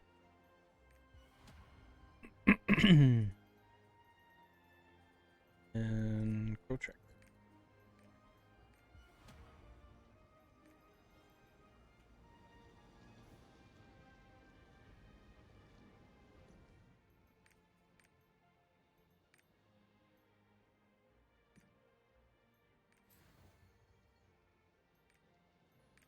And we just need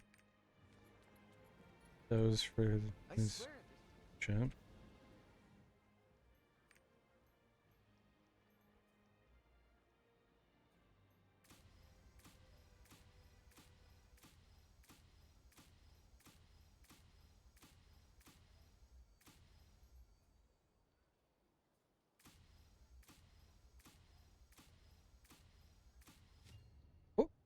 99. Wow. Okay.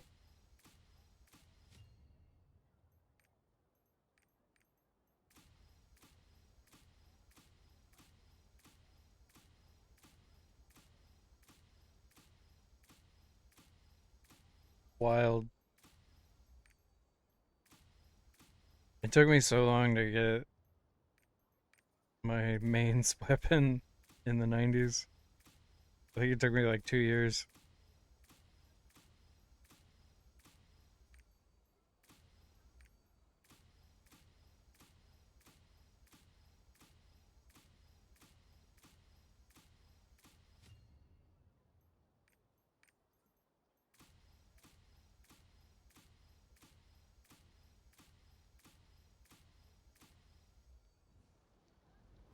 Very good.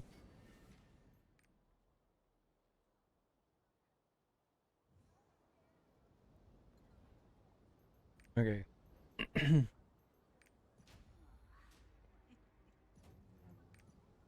Solo mode. So it looks like I can do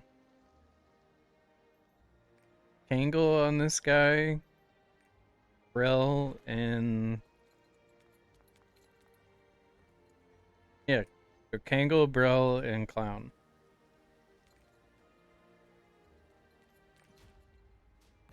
So that's what we're doing. We are doing it.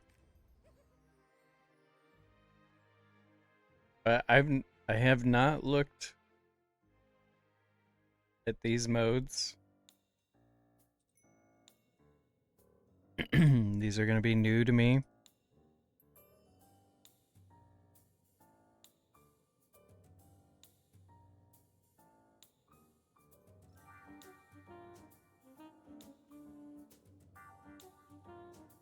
Huh. Cover HP during combat. Increase move speed. Reduce your cooldowns of your movement.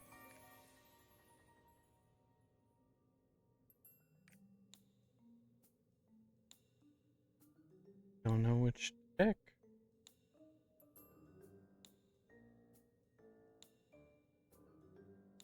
I don't think I'll need stagger on this one. So we'll just put stagger.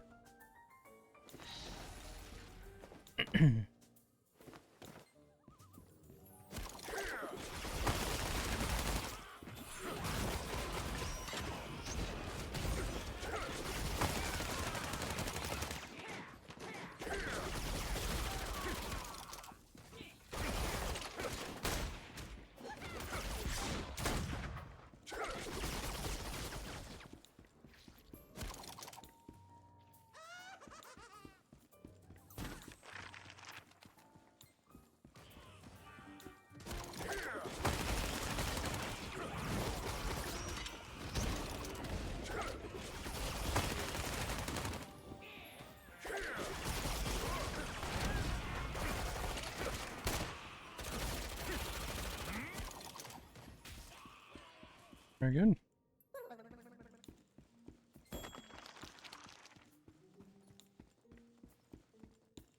This is gonna be fun.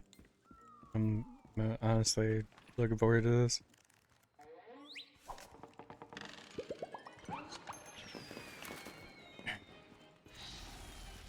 Oh, there's the thing. Okay, so this is Clown Gate 1. 2 blue pots.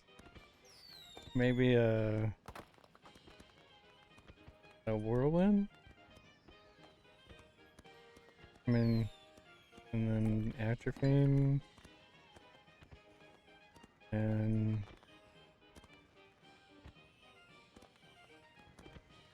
yeah, guess that's it. Alright, so this is a power past Deadeye Pistolier alt that I have. He's 1550. He's one shy of all his level 3 hallucination set. Going raid captain on him. All level 7 event gems. And LOS 30. So, and I'm running the stagger buff on this gate one. We'll see if I need to switch that to the healing one or something. But I have not looked at what's different about this solo mode. I know the mechanics of the original clown, so I'm going to improvise based on that and try to point out the differences of what I notice.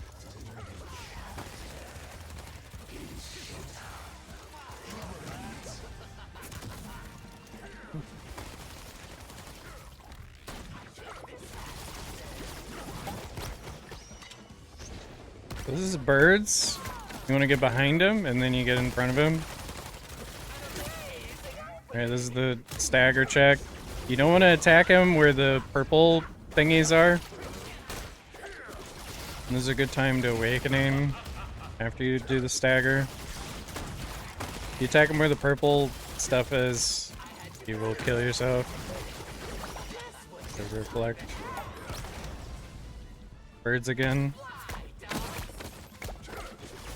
Every time he disappears, it makes that little noise. He's gonna do birds. So this is gonna be interesting. Find the real one. It looks like it's just one. Finger guns. So I guess you're supposed to go around to all of them, but it doesn't wipe you on solo mode. Usually that's a wipe in regular mode.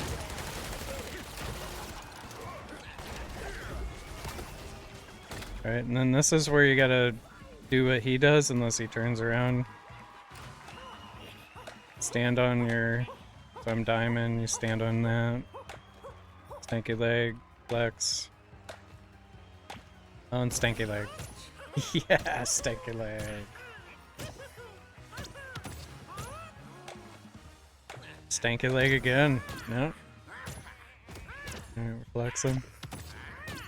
So it's pretty much the same. You just don't wipe when you fail the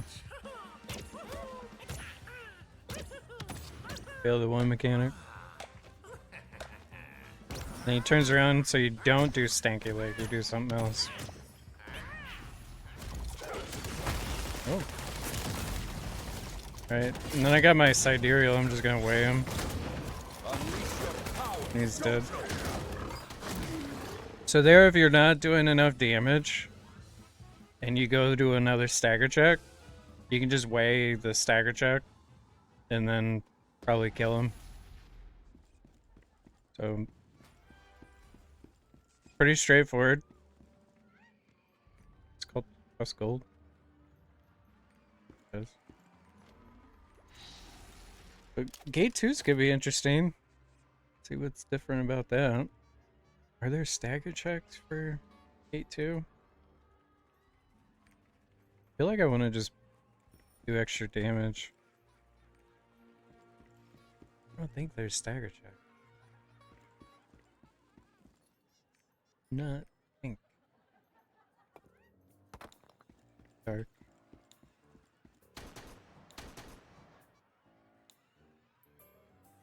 Boom, ba-dam, boom, ba-dam, ba-dam, boom.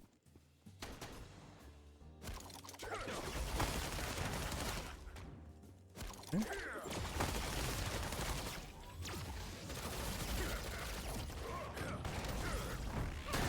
Oh yeah, I do back attacks regardless of where I'm faced. So this he's over there. And you gotta watch out for the yellow attacks.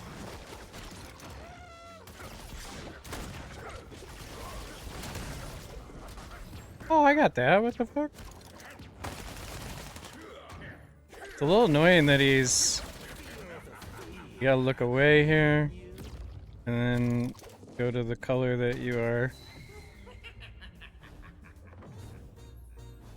So that's like a Medusa that freezes you. You gotta look away from it before you're in here.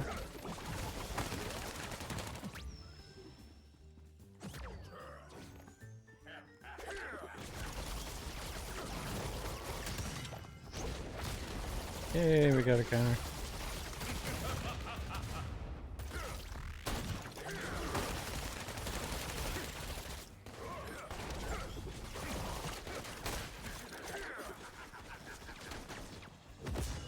Okay. So for these, you do, like, in between those two, and then you do the other side, and then that'll reveal to you where he is. So you do in between 3, go to the other side and do in between 3, and then you'll, no matter what, be able to see what's under all the cards to find out where he's hiding. I'm so curious what we do here. So I don't know. I just pick one.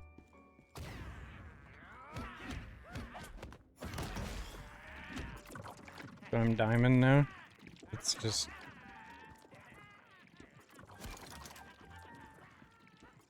and I get all the diamonds. That's kind of cool. So these work in clockwise, so it goes right, bottom, and then left. And you just gotta dodge behind these while they go by.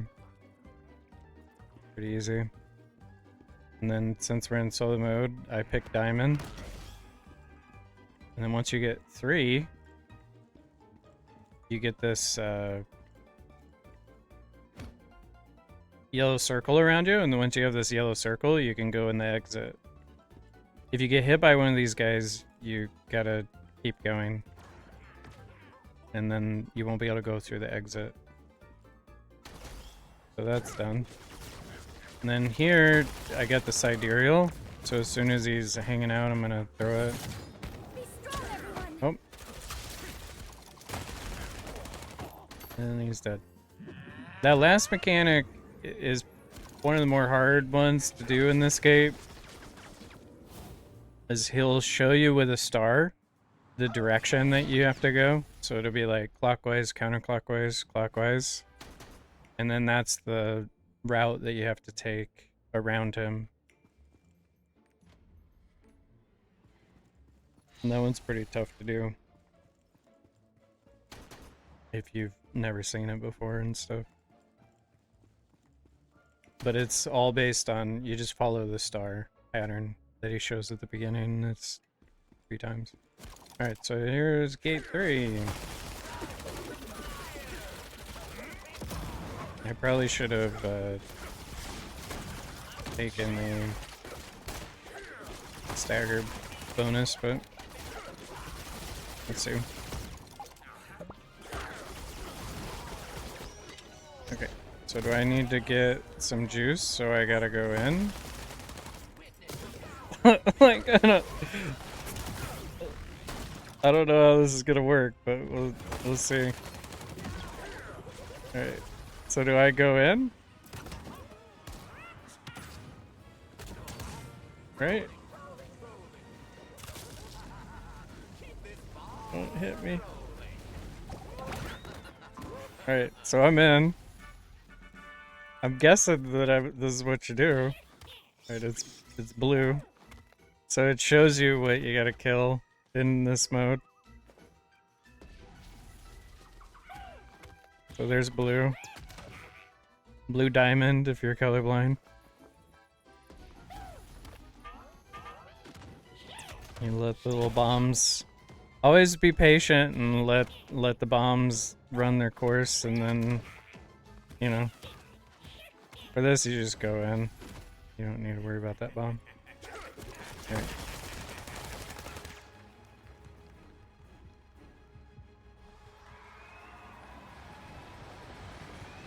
Okay. So you will die to the saws if they hit you. And then you do a stagger here.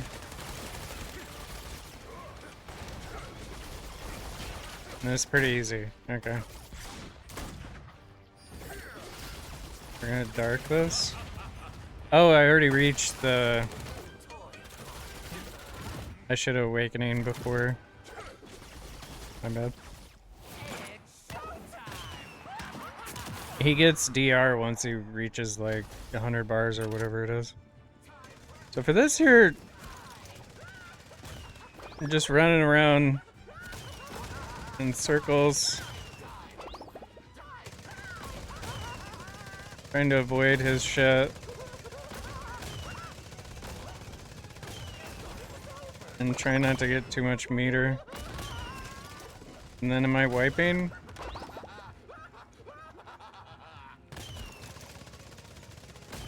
Like, do I wipe because I didn't get that first one? I would guess not. Right. And then this thing follows you. You gotta just keep running around in circles. You can use sprinter's rope here to make your life easier. And then this, you wanna fucking just pump all your damage. So dark him, awakening, everything you can. Do some damage there. Looks like it's forcing you into the next thing here. Another stagger check. And then I'm gonna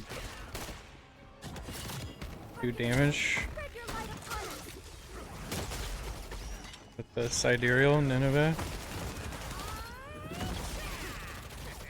And then you can kill him or you can go in. So it looks like you had the choice of going in or you can kill him, which I just killed him. So if you're low on damage, you're gonna want to go into the next whatever that's called. Level 2. And all these you can, if you're new, you can practice these in Trixion. Like all the little mini games, the little Marios. Platform thing. Right. So for this, you want to make a bingo by the third one. There's a tool that we used to use. And then we stopped using it once we figured out how to just know what to do. But we all use the tool for quite a long time. So if you need to pull the tool out, you know, it's not a bad idea.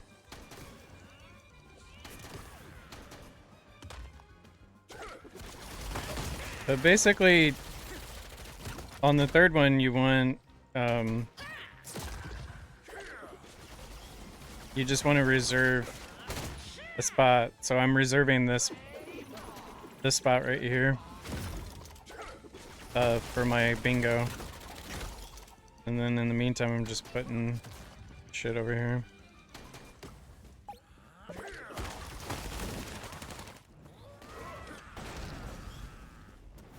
And flames, you just chill. And if you fuck it up, you can use a nana. So if you're worried on this, you're like, oh my god, I'm gonna screw this up. I know I'm gonna screw it up. You just save your Anana for it. So here's the bingo. So it's gonna bingo here, here, and then on these three. And as long as you bingo, then you can do this. And,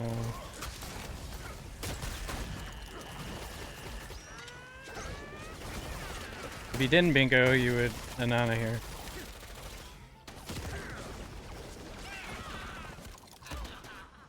And there you go. Solo clown. Pretty fun. Pretty good.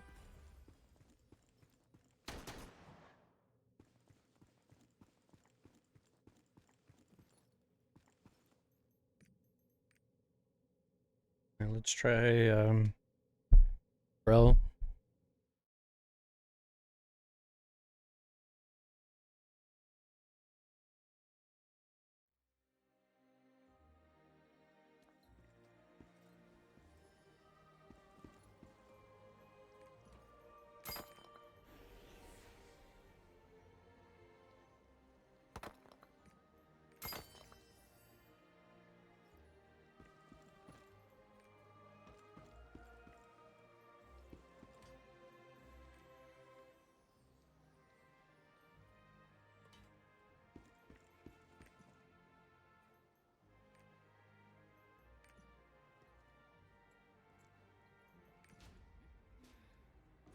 Alright.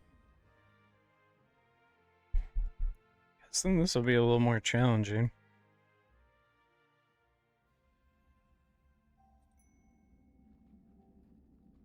Is there on this fight?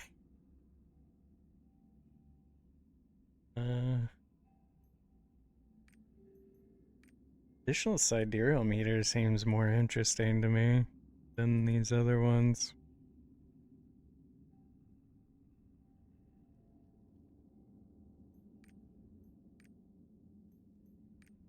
Like stagger or sidereal seem interesting. Let's try the sidereal.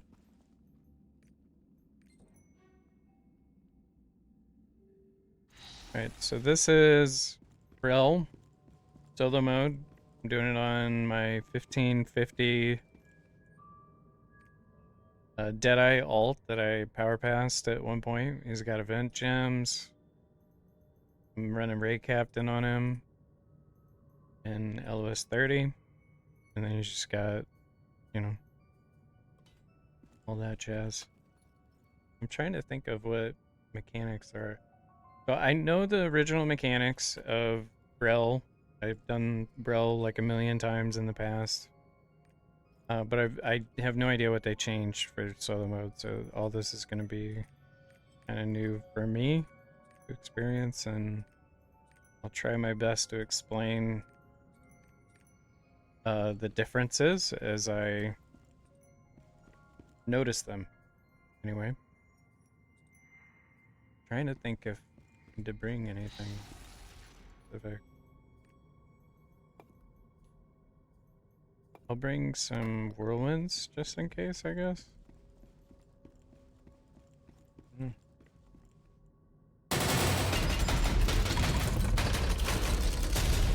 Alright, so you don't do the mini bosses, you just go right in. Alright. Good to know.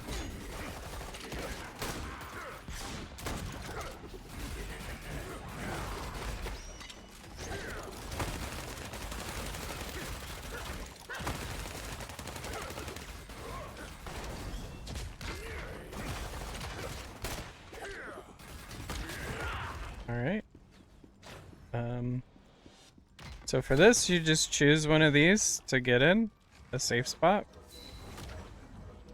And it looks like there's some ones that you can't get in, and they're like blue on the map. The yellow ones are the... That counter might be scripted.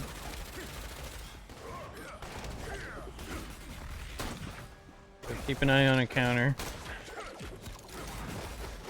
That seemed almost scripted.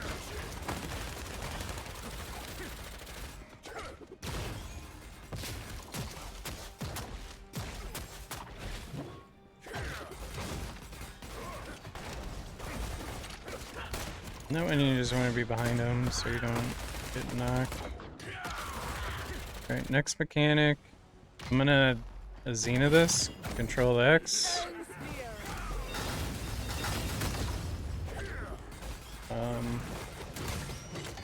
Okay. So I missed the first counter, and then my counter's on cooldown right now. So because I missed the first counter, I wipe. It didn't reset my thing.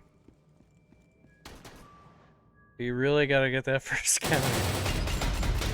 Unless you got a couple of counter skills.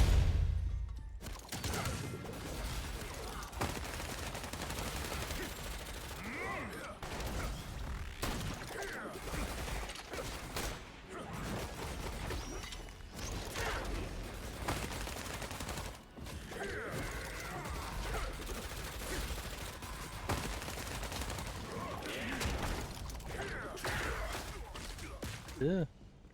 That like does no damage.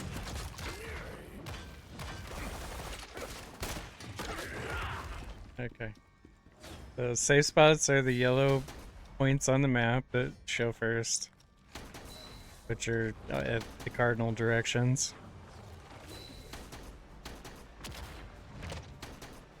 Wait on the explosion. So that counter isn't scripted.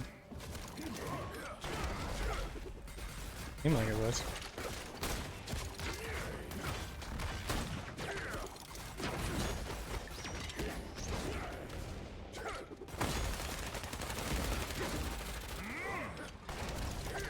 I like that it telegraphs where all the damage is coming. Kind of funny.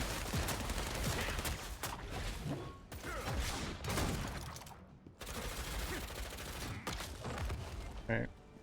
So again, Xena. Then we're gonna try to get this counter.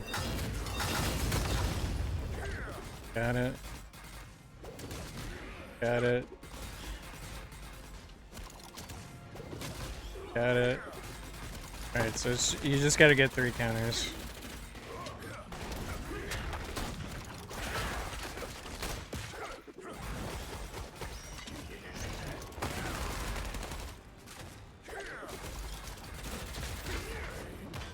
I'm just gonna awakening. Yep. Okay. So the main thing is just learning how to do those 3 counters. And then use Xena during it, so that it kills the things on the outside.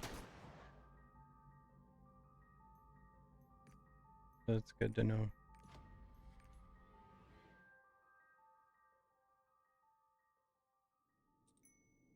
Alright, next gate. There's stagger checks in this gate. This, in the beginning, you're just doing middle here.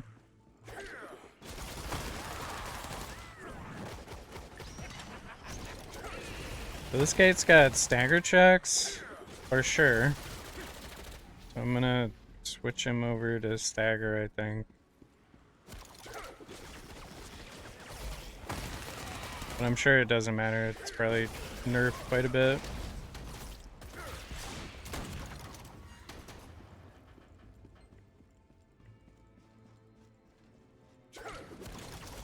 And this is technically the hardest boss in the entire game. They made her really easy in this solo mode, which is good. Wait, so time stops are good to bring in gate 2, I think. I mean, they are when you do this with a group. I am just guessing that that's gonna be the same. I'm gonna switch this over to stagger because there's a couple of stagger checks. And yeah, I think that should be good. How dare you do this? We'll see how it goes.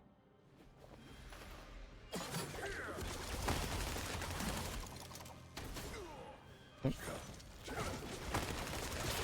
Well, aren't you just a bitch?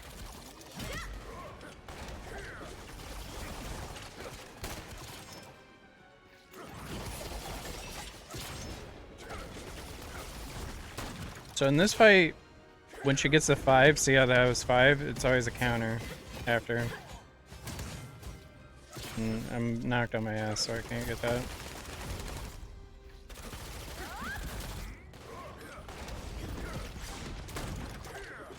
Okay. So now, this you gotta get one of these and do the thingy. And you get a stagger buff. So you just choose one that drops initially. You get your stagger buff, and then you do the stagger check.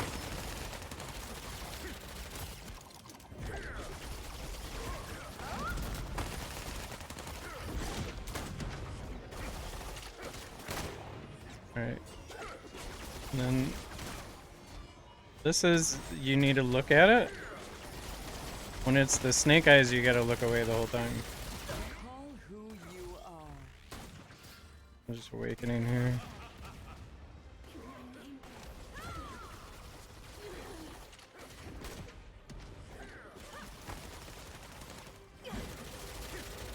Sidereal. And that always ends in a stagger or in a counter. So you want to position yourself so that you can get that after the second wave goes through. Alright, so now looking away.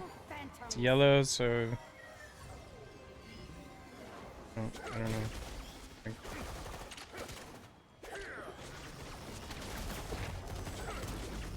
I guess you just kill 3 and then you're good.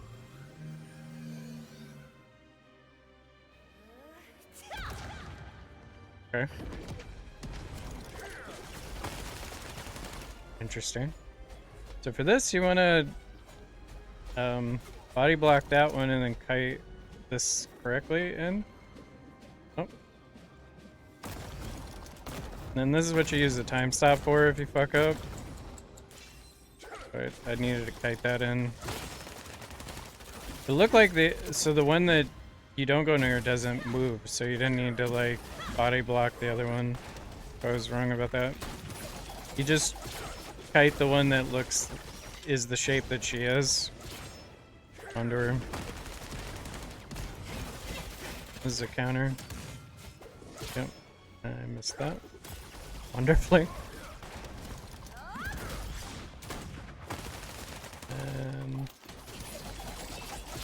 Let's see if I can just weigh her. Make this, don't you? I'm just doing this for damage. It's a little easier to hit. Alright, so now you just choose one, I guess. Stand in it, and then you need to, and they're always across from each other. The top left, bottom right. I guess you gotta do 4 on your own. Oh. Doing good. So they pretty much guarantee that you get this. Like, you don't be an idiot like I was there. Yeah. So that's pretty straightforward.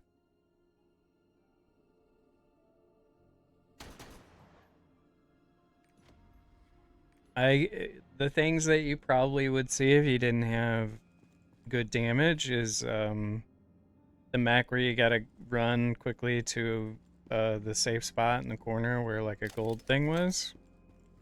And that one will be tough for new people that have never seen the fight. But on the mini map there will be like a gold spot and you just need to navigate the maze to get to the gold spot. And then I'm sure you'll be fine. You can also time stop. That's why you want to bring time stop to that gate, because most of the mechanics that can kill you, you can just time stop it. Except for the shape one. But I don't know if it wipes you in this mode. Alright, so for gate 3... I have no idea. I'll just run what I've been running.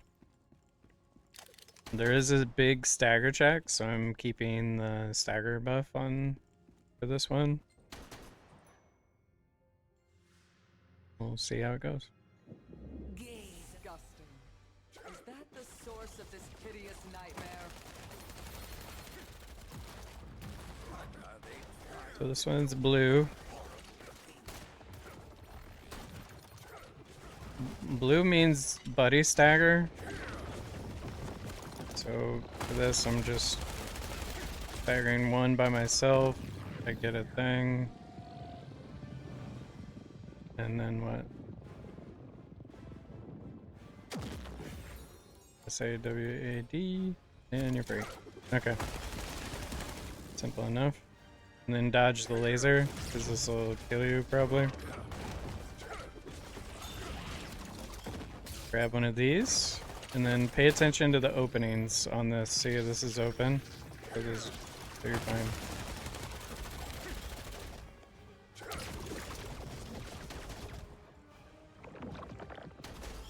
Alright, so now we got yellow. Those yellow stripes mean it's yellow.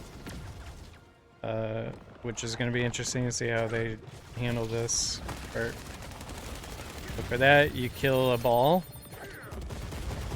And then you drop a little zone by the boss, and then you stagger.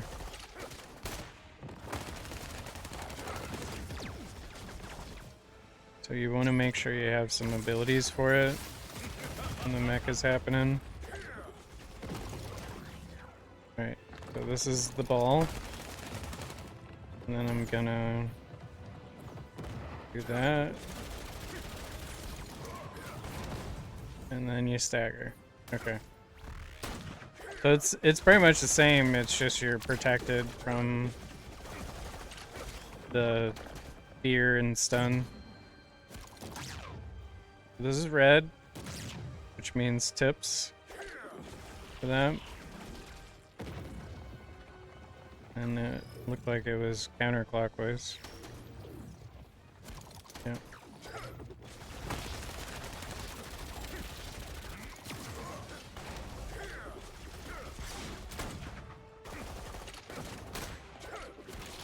I'm holding on to Sidereal for Way for the first stagger check. I'm sure you could just throw damage and push the mech and you'll be fine. But, yeah. If you're struggling for damage, I would always just use Nineveh on cooldown. And then this is where you can Whirlwind.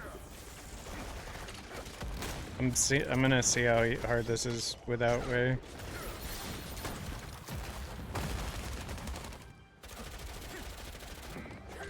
But pretty much if you just land your abilities, you'll be able to stagger it. I do have the stagger buff on, but... And that's a good opportunity for burst.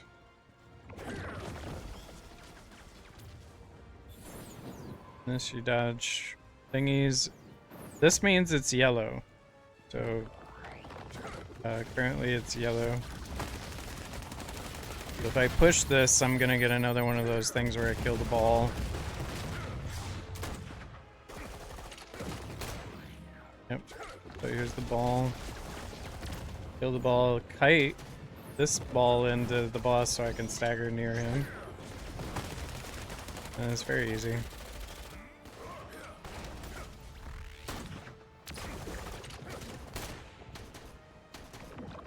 So this is blue, which means flats.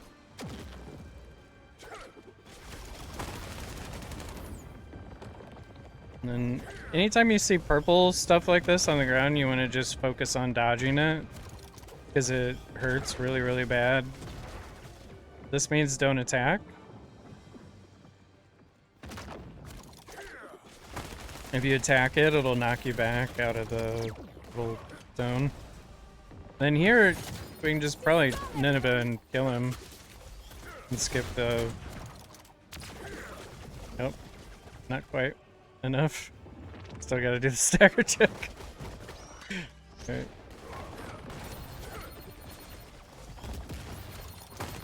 And all of these lasers are like in super slow motion, so... In hard mode, it's much faster. Everything's faster.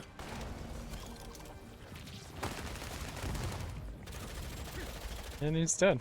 Alright. That's gate 3. Not too bad. You just need to know the different colors. For the red one, I'm not sure what's different about it since I didn't get to see it. I saw a blue and 2 yellows. But the red one, you'll probably do like a stagger check and then grab a buff and then go into the safe area and then it'll probably be done. Like it's probably just one stagger, collect the buff that drops and then go into the safe zone. If I had to guess.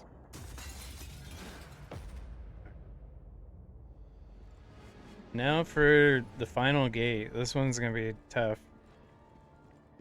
Trying to if there's any stagger checks that are important or anything. Might just do sidereal.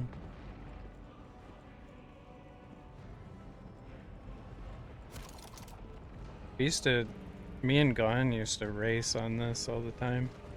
There's probably about 100 live streams that I did where Gon and I race for the end of this. I would even use like sprinter's robes and stuff or try to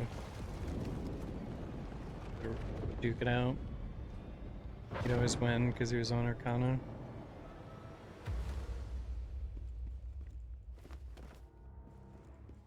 The illusion is This will clear. fuck with some people. You can feel Belshazzar's So it's disgusting energy. Prepare for straight, the worst. right, straight. So straight, right, straight is the correct order that you want to go on that. If you've never done it, straight, right, straight, left. That's the only option for that. Okay.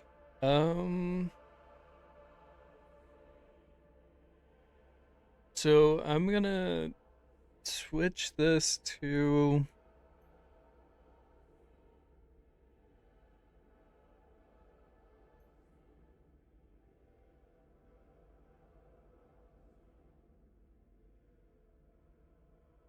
there's one area where you gotta stagger, but I don't think it'll be a problem. So I think if you are struggling, you would go this HP thing, recover your HP, and then take less damage. I think you would go that if you're really struggling. Sidereal seems to be a good choice. This is also kind of interesting, the increased move speed. You can just like zooming around. So if you're a slow character, this actually would be really good on this, so you can zoom around real good. I'm honestly curious about how fast that is. Yeah, pretty good. I think I'm gonna go with the zoom around. I like that. So let's fucking get our zoomies going. All right.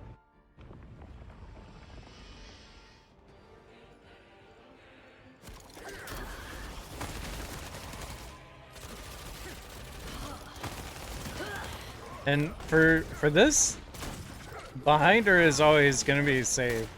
This you want to get in here, like I think they call it a guillotine. But behind her is where you want to always position yourself on this fight. And it sucks to be a front attacker. And then blue attacks root you. Anything that's blue that you see roots you. Anything that's yellow knocks you off the map. For this, you pay attention to the shape. This is hourglass. And then you get behind this guy. And this is a safe spot. Kind of. And then I'm guessing the controls are going to be backwards? Or no? No, it's not. So now, that was 11, 0, 0.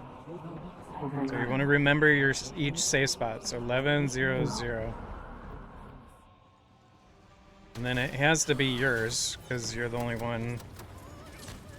So then that's your shape that shows. If you were with people, everyone would have to remember their shape and type it down. So now it's 11. I'm going 11. And then 0. And 0. And so you would type that if you were with a group. You'd say hourglass 1100. Everybody would type their shape down. And then you usually would Xena here in hard mode or whatever. Like when we used to do this for real. This kited away from the safe spot. And once it's stationary, you jump into the safe area. And then this is the meteor thing. In normal, you go all the way north. In hard, you go all the way south. So I'm gonna guess this is normal. But I have no fucking clue what's happening here for solo. So you can either go north or south with this.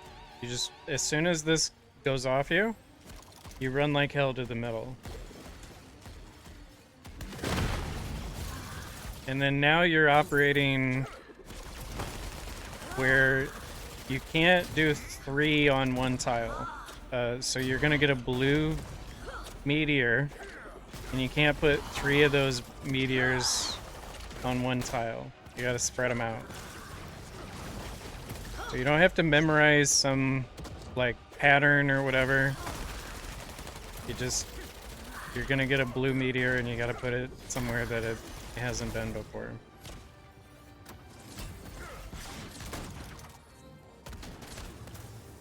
Oh, that was a look in. I couldn't see the direction it was going.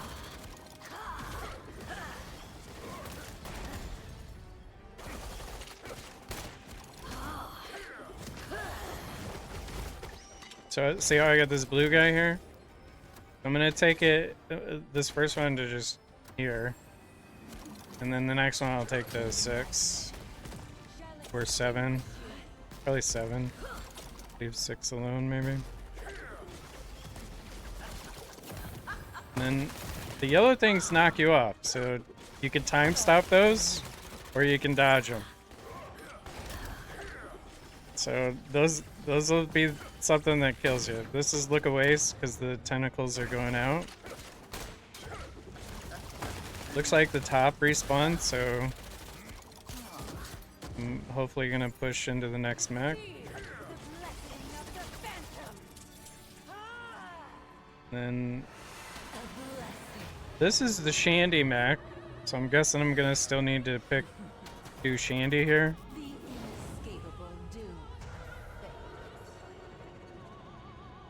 But I have no idea. So this you gotta dodge, be in the safe spot, and then you jump out so she doesn't slam you, and then you Shandy. I'm guessing you Shandy here, because that's what you do in normal and hard. You Shandy, and then there's a ball here. So you get 2 gold things, avoid the red, get 2 golds, and when this starts throbbing, you go inside it. See how it's throbbing? Now you can go in. Alright. I can sense phantom energy flowing out of a hidden space. Alright. Belshazzar must be up to something evil. So I don't know what's different about this. I guess I gotta walk over.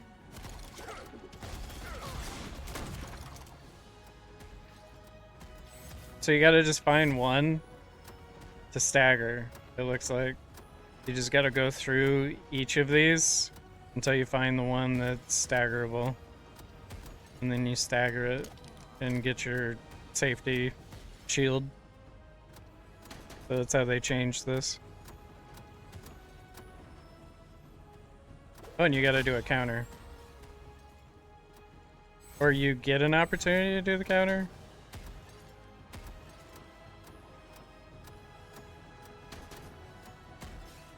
So the ones that twirl are the ones that are counterable. So I guess you just need to keep an eye on that for the next round. And then you're good. Okay. So that makes sense. Oh fuck, pineapple. Wow. I was really unlucky. She pineappled my ass. What a bitch.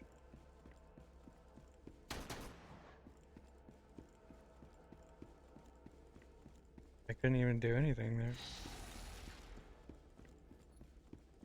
So, stagger was easy. Run darks here. And,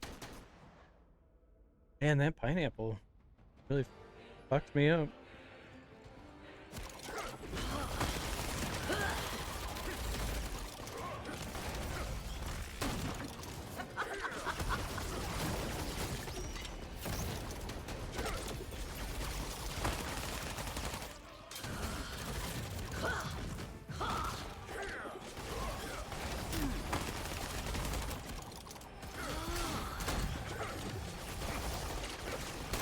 So this one, you gotta just remember the gold spot she flashes. And normally you can just ignore it, so I'm guessing you could probably ignore that in this mode too.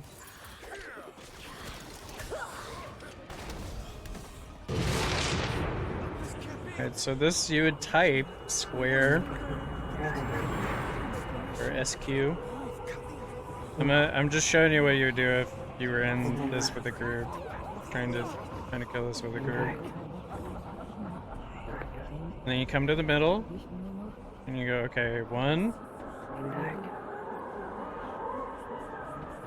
You could say 1 or 0, and probably say 0, and then 7. You would go 1, 0, 7, or 1, 0, 7. And then you would confirm by being close to her what the shape is. There's only one shape in this. And then you get up to 1.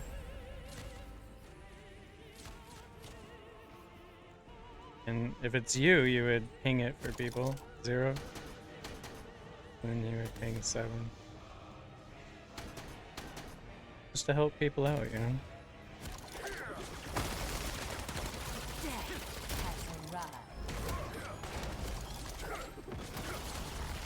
Oh, fuck me.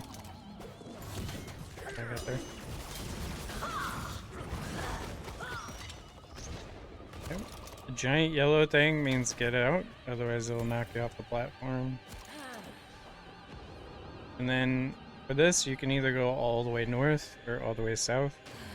In the visual of this, you can just click up there.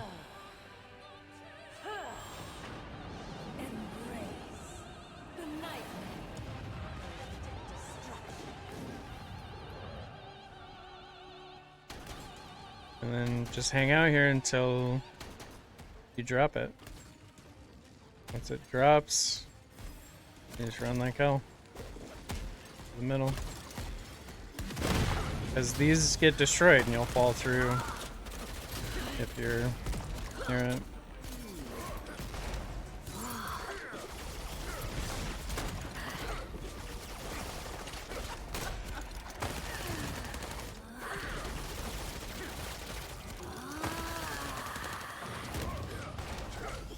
And then it really doesn't matter if you've got decent damage where you drop the things, but I would stick to 5 and 7 as a habit. This is in because the tentacles are going in towards the eye. Then always try to stay behind her. Those things root in hard and normal. I would guess they root here too. These things also root you. And then there's that. So this I'm gonna actually go over here to 7. I want to stay away from her. Just to be safe. And those always come in 2s. Fuck me. And you can time stop that if you don't have the ability to quickly move out of it. That is very much time stoppable. Then you might as well just fucking do it. Unless you have a push immunity skill, time stop that if you're struggling with it. And then there's just safe spots. Everybody usually stands like there. You know. And once she lifts up, run. Ask your Shandy. Just control X. Then get 2 golds. 1, 2. And then hang out by this one of these balls until it starts throbbing, and then you just spacebar into it. Oh. Alright, so for this we're trying to remember where they spin. So if they spin, that's going to be a counter. So that counter is at the bottom side and bottom right. And now we're looking for a stagger. So there's the stagger at 12. And we get our buff. And then we go down to 6 so that we can do the counter that spun around. And it was like this on the last time I did it, so this will be the counter once it finishes. You got plenty of time. So she lifts her hand, and then you counter. And I think that as long as you get one of these, like either the stagger or the counter, you're fine. I would assume you don't need to do both, but I'm not testing that. But I would guess once you get one safety bubble, then you're good.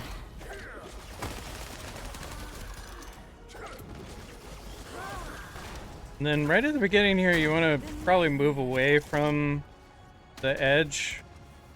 Like if you're struggling, you want to kite her to the middle. That way if she does something stupid, like the pineapple that she did to me in the last one, you're kind of free. This is a counter now.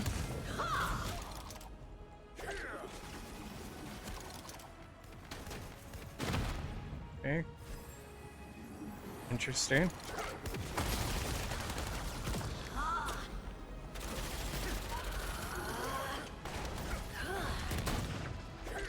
So the next blue one that I get, I'm not going to put it on the right side. I'm going to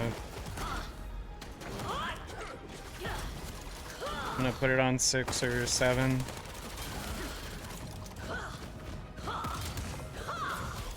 That's a counter again. Actually, you want to put it on top side. You want to... Yeah. So for this, I'm putting it on top side because this one's busted. And then we're running like hell to the middle. So see, now you've got the bottom side to work with for the mech.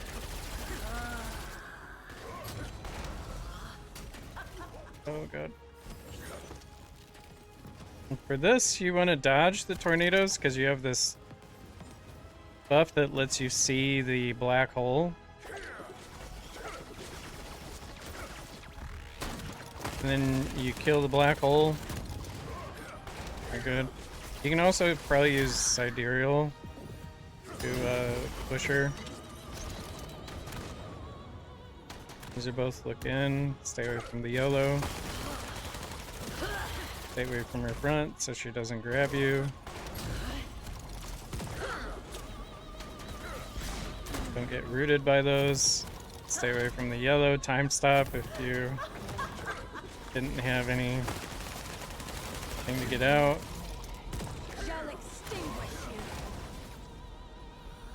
Alright, so I'm gonna take this to top side since these are already down.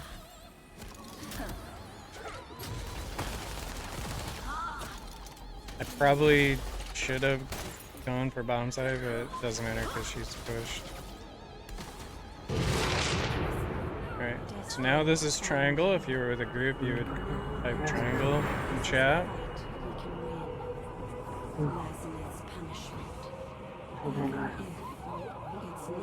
This is the safe spot behind this, like, dude, and there is confusion here.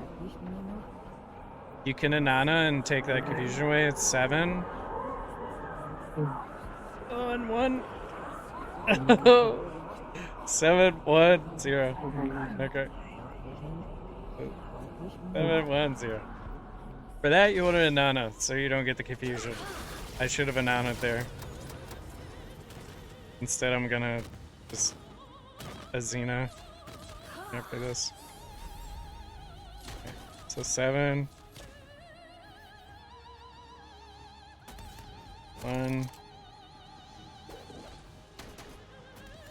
0. Okay. So I'm gonna just Azina. Killer. Alright.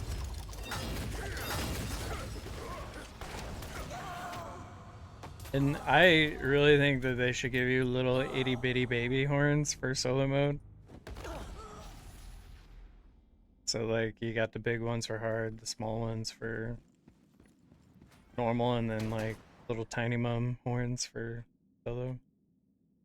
But that's how you do Brawl solo mode.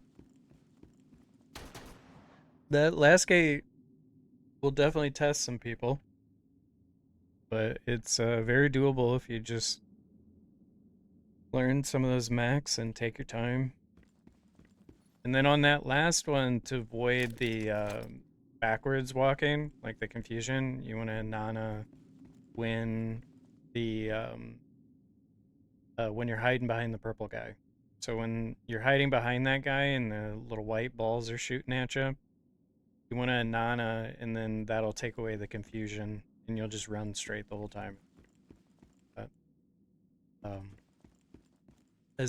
most people will not be able to do what I did there if they haven't experienced the confusion as much as I did. We were doing hard mode Braille prog for hours and hours.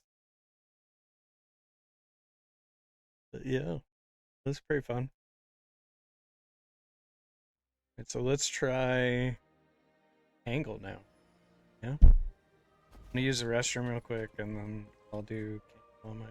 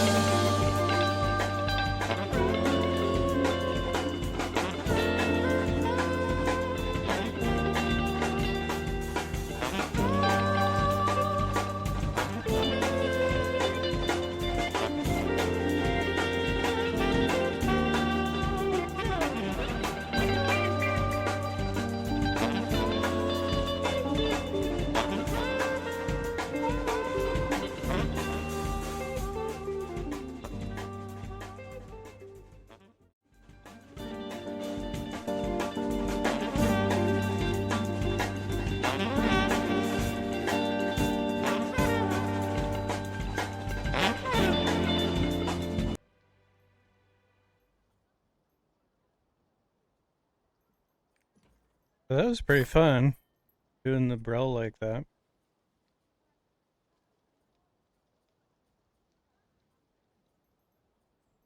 I would say.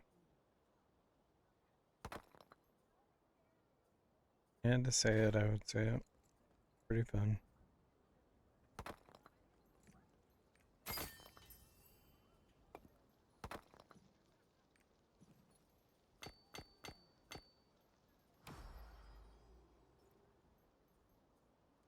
Yeah, learn that.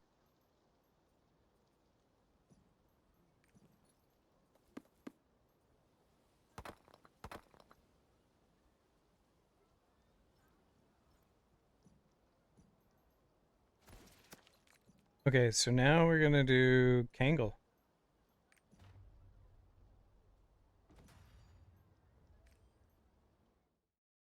Plangle.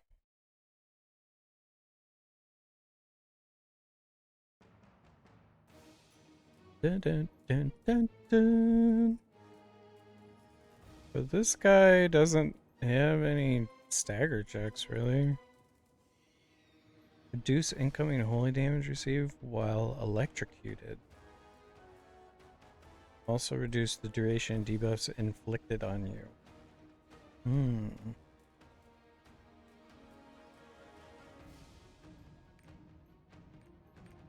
I don't know, I don't like the movement one, to be honest. So for Kangol, if you have the KLCs, KLC 18 is better than LOS 30 on Kangol. So if you get your KLC to 18, you want to run it on Kangol. If you have even if you just have all of the KLC cards, like KLC 12, where it changes damage type to dark, and so let's say that you have LOS 18, KLC 12 is better than LOS 18 because it changes it to dark and you get bonus for dark damage. And then KLC 18 is better than LOS 30 for Kangol. So something to help you min-max on this fight. In case you're struggling to get damage on it and stuff. So I'm doing Kangol on my 1550, which is pretty close to entry point. Like 1540 is entry. So I'm guessing I'm gonna struggle a little bit more with this than I did with Brel and Clown, since I'm closer to item level. And I still have one piece that I need to finish the level 3 set for Hallucination. And then I'm running event gems, and KLC 30 will give me a little bit of an advantage. So that's what we're doing. We're gonna see if I can get through this on this character. And I'll probably buy the boxes so I can get the level 3 set on him. I don't know. We shall see.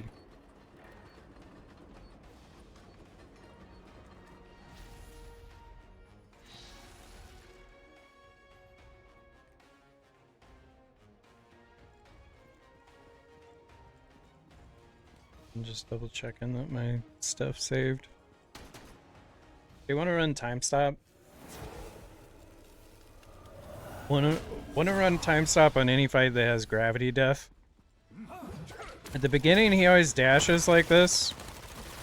You want to get out of his way and wait to throw any big skills until he kind of settles into place.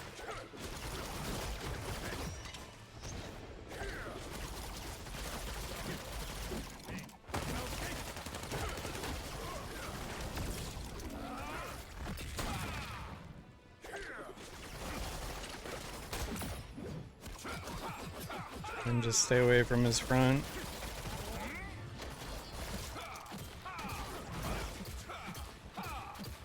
This I saved my get up in case he hits me again. Because sometimes you get double tapped on that. And then this you want to spacebar towards him, ideally behind him. But you can avoid the knockup at least from that. This don't attack because he explodes. To reflect.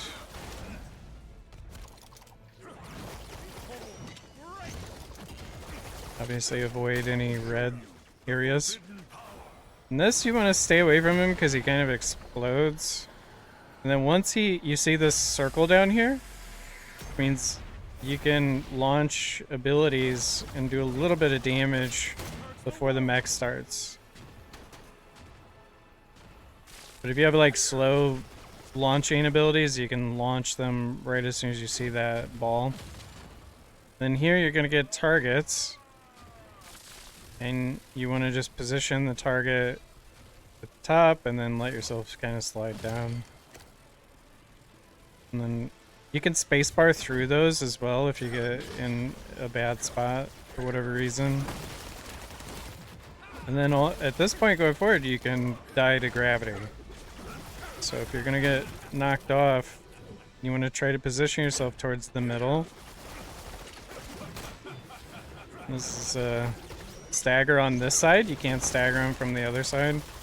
And after you stagger him, he's gonna do a kick up, and it'll knock you off. See how he swirled? If you're over here, he'll knock you off when that happens.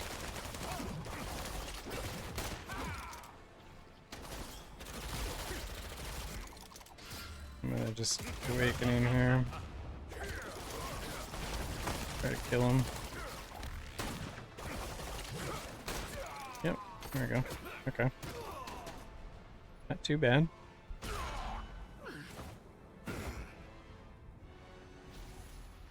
Not too shabby.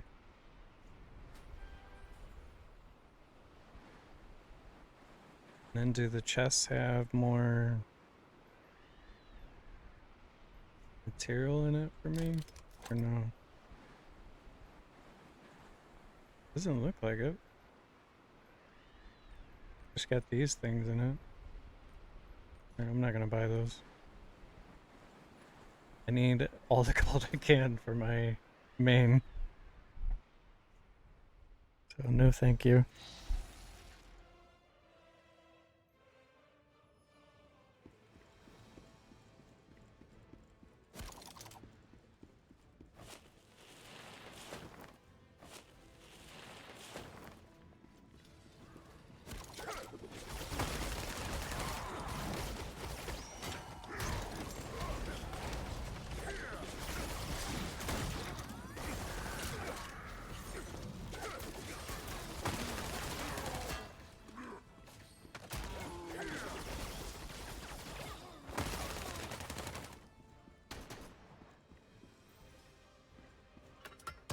For the power of Grayskull.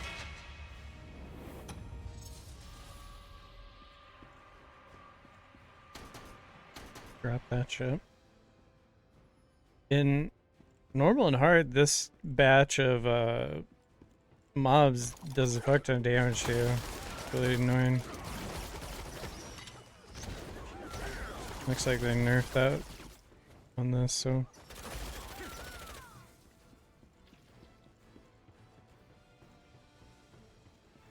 Alright. So for this, I mean, I guess you could cleanse yourself, right? With Purify, if you need. I have all my runes, right? Yeah. So I guess you could bring Purify. I don't think it's necessary. But you can cleanse the debuffs off yourself in normal and hard. This is actually one of my least favorite bosses in the game. Looks like she's not really moving much in solo mode here though.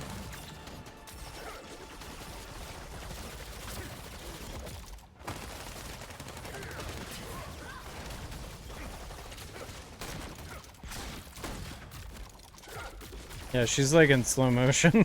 This is kind of funny. The power to defy fate. Alright, so I'm guessing I can wield so easily. I don't know what I do here. Oh. Oh god. Oh god. Oh god. No. Oh.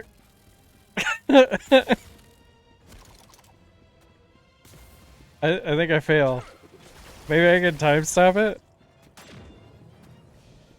I'm gonna try to time stop it.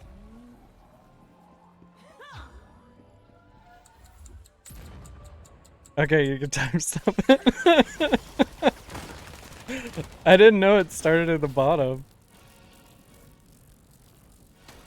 That was funny. There's no need to run. Just quietly accept the light and your death. So just bring time stops and you can time stop the first mechanic. You don't need to even worry about it.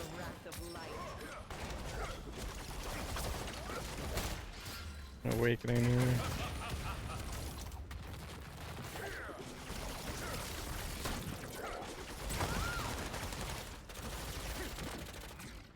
This is counter mech. My warriors.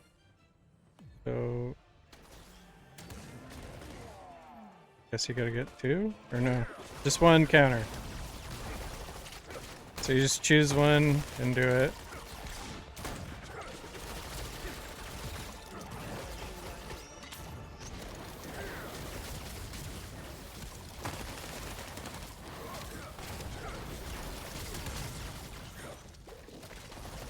Yeah, that's a counter at the end of it, but you know.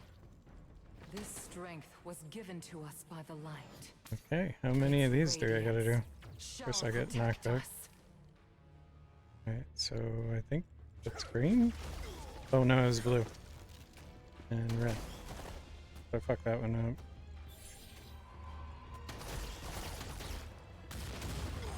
up. Almost died.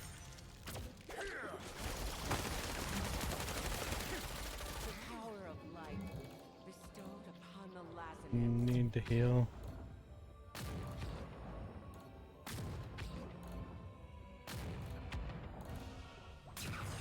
Okay.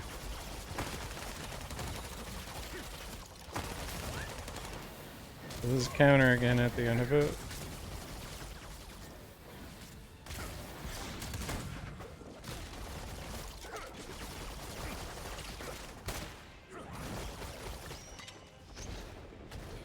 Alright, this time I'm not gonna get knocked back at the beginning.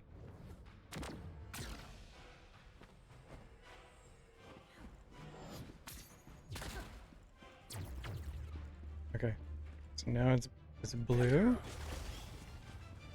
and green, right?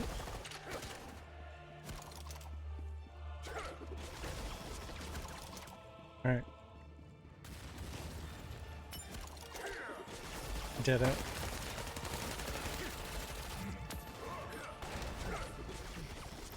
There's just three nodes total there, I guess.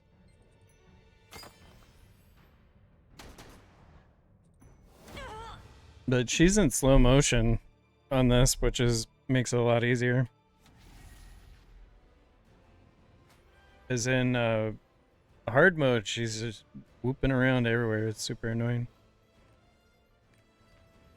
What do we get? Guess we'll go with the cards.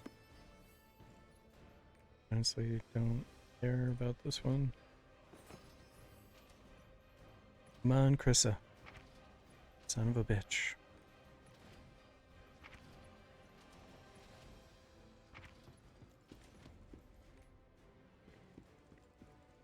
So for the last one, like one dagger moment.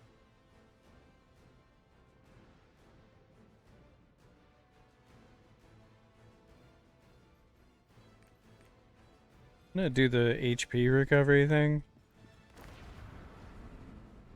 Just in case I lose some health to laser beams.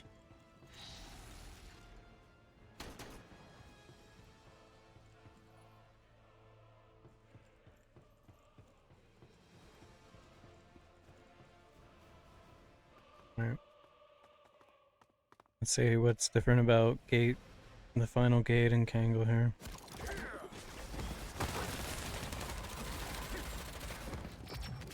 Okay, we're already...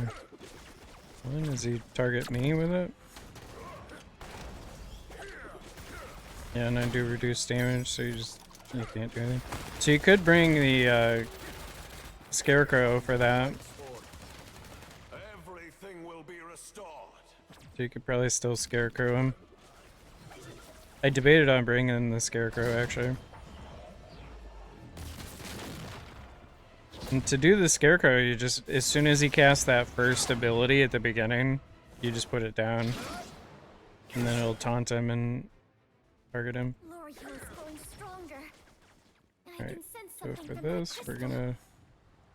Yeah, fuck that up. Got it.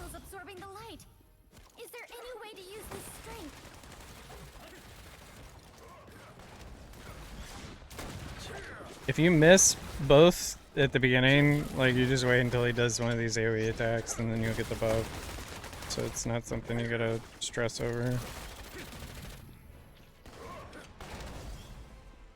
For this, you just don't want to get hit by that, because it extends it. Like it makes it bigger and do more damage. Oh, good.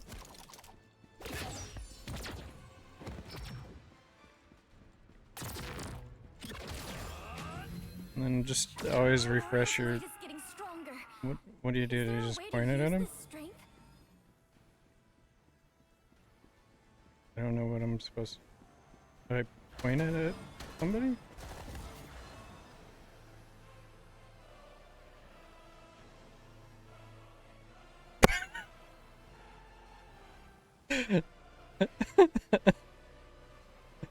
So I was supposed to just wait. Do you still wipe here? Yeah, okay. So apparently you got some buddies, and your buddies help you do that, Mac. So you gotta be patient. Good to know. Alright, I'm gonna scarecrow him. We're gonna try to see if I can get that done.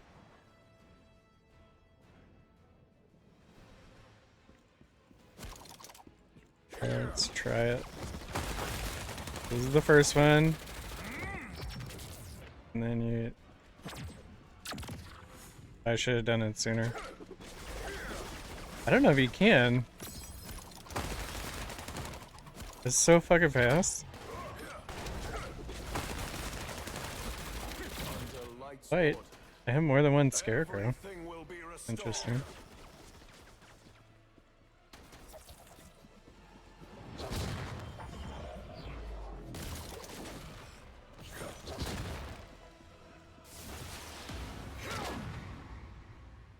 Alright. See if I can get the first one right this time. Your heal is growing stronger. And I can sense something from that crystal. Okay. And I did.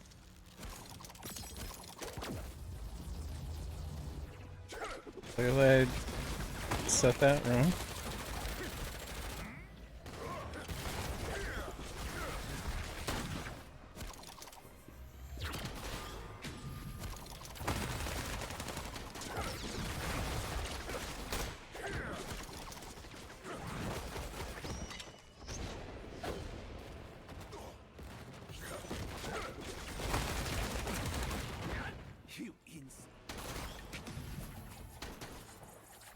I am healing a little bit right now.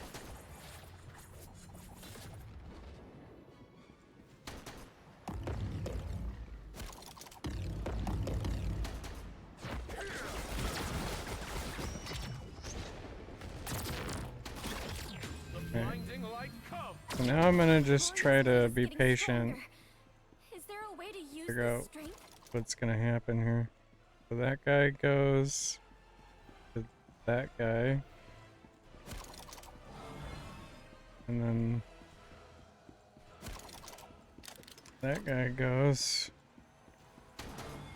to me. Okay. And you don't want to be next to those guys, because if you're in their circle, it'll freeze you. So that's why I was trying to rush out of those. Alright. This, you wanna avoid the circlos. Otherwise you get rooted and fucked up.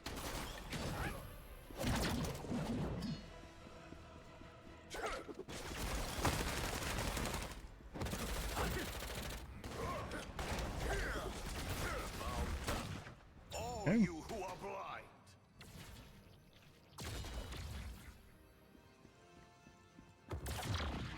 So that was the left side, and then I didn't see the other one.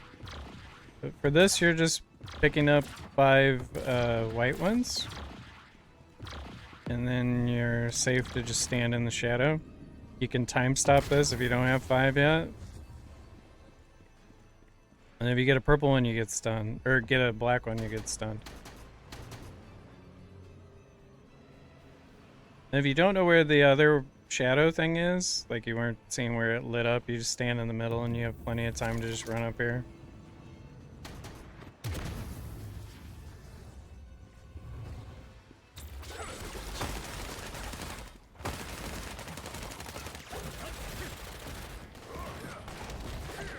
And always refresh your buff when you can. Try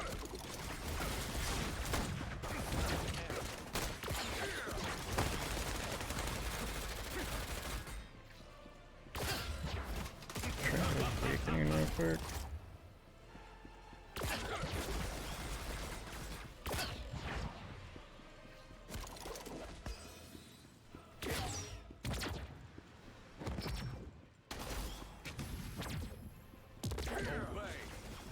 Alright, for this is the stagger thing. L'Oreal set up a barrier.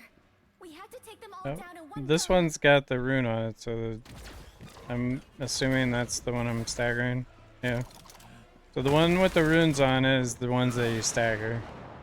This is the end of countless fugitives. In multiplayer mode, you gotta ping all the ones that have runes on them for your teammates.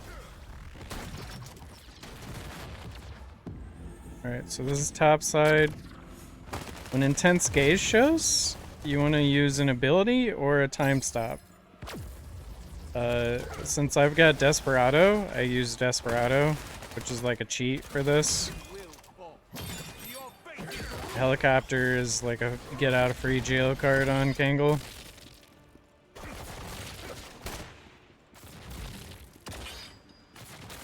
And this, you just try to not put any of the circles near the boss so you can do damage to him after the mech is over. And there's Kangol. 1550. Pistolier. Not too bad. The Brill was a little bit harder probably than Kangol.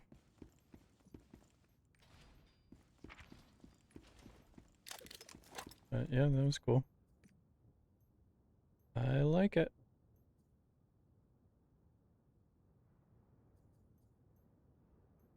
I don't know about that. That alone.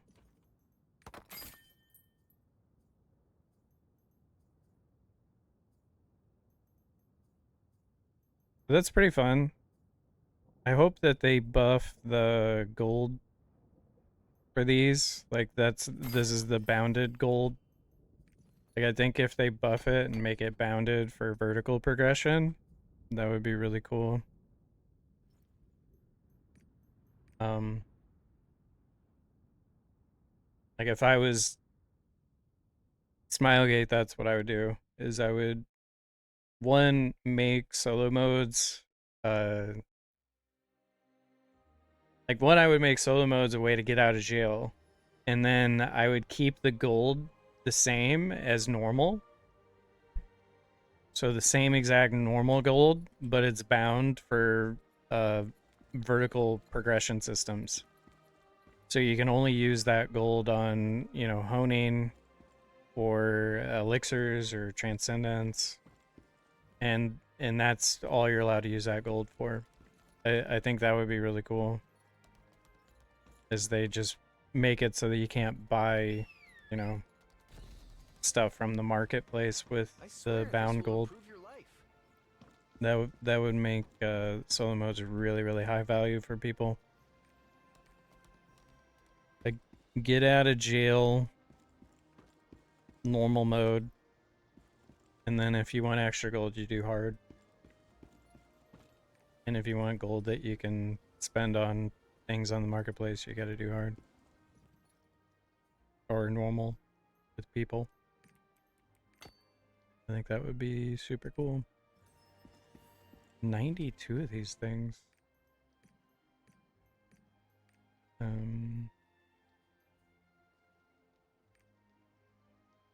4%? I can do 2.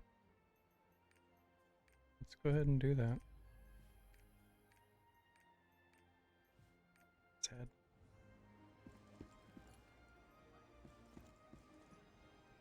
So that's really neat. I like that. I like all that. They just need to make it healthier, I think, and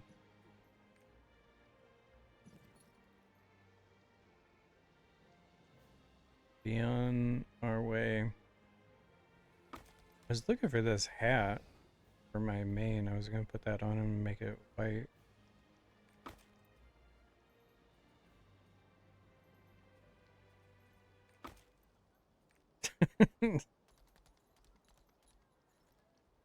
Nope, I don't want to show the train conductor hat. That's fine.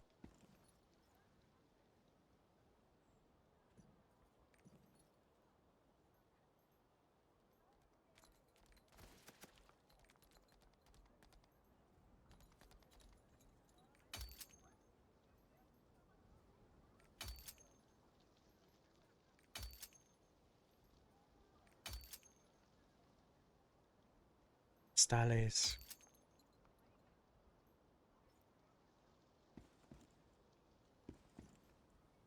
Alright. I was gonna go see what the white hat looks like on the old main.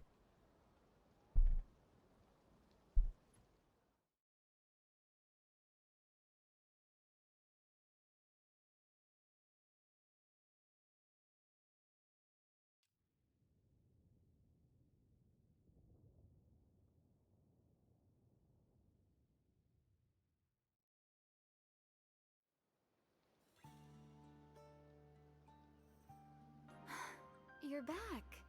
I was waiting for you. There are matters that need your approval. You can go check them in the office.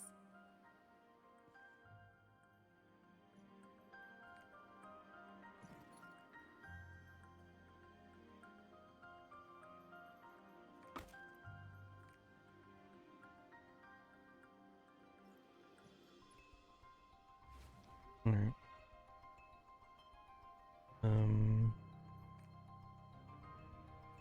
A skin thing?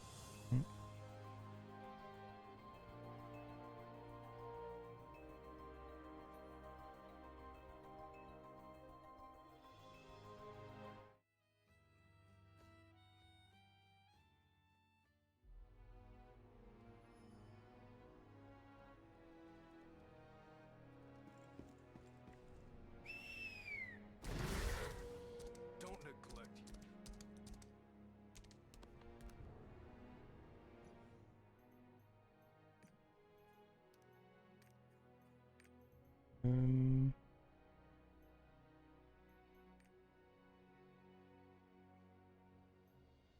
Yeah, it's this. The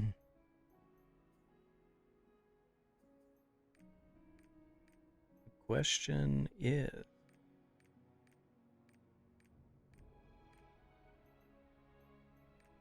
how cool would like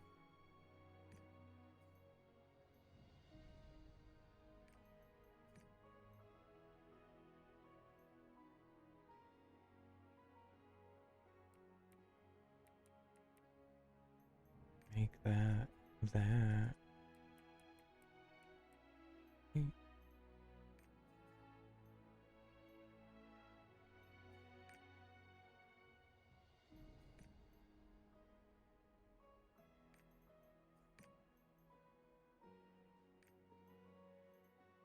Where's my... I need this number.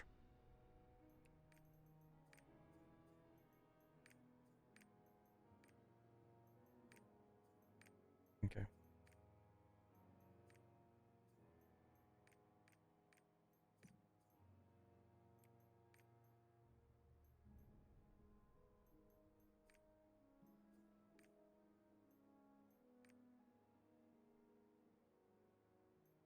Okay, so we definitely want that to be white.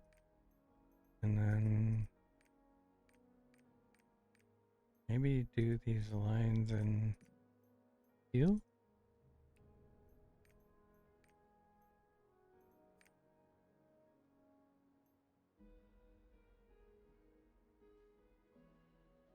Make it shiny?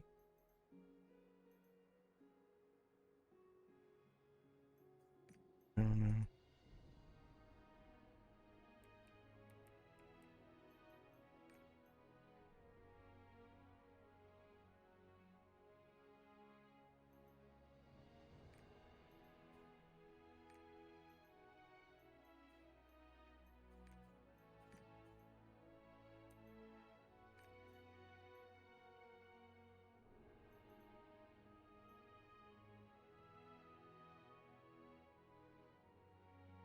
I mean, the suit's got red on it, sadly.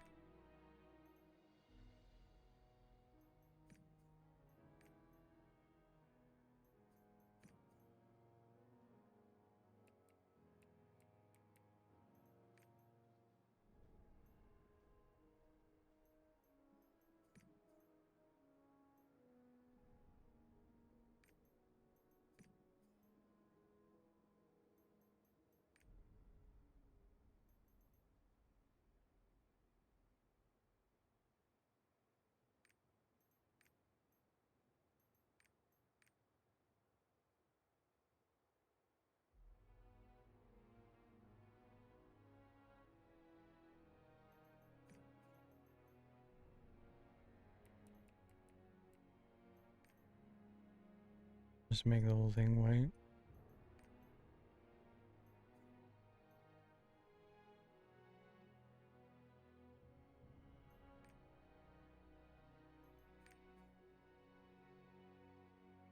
I don't know if the shininess is good or not.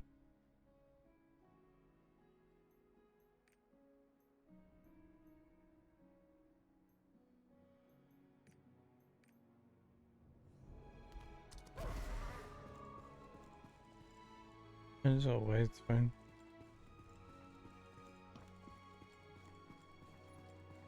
Trying it out.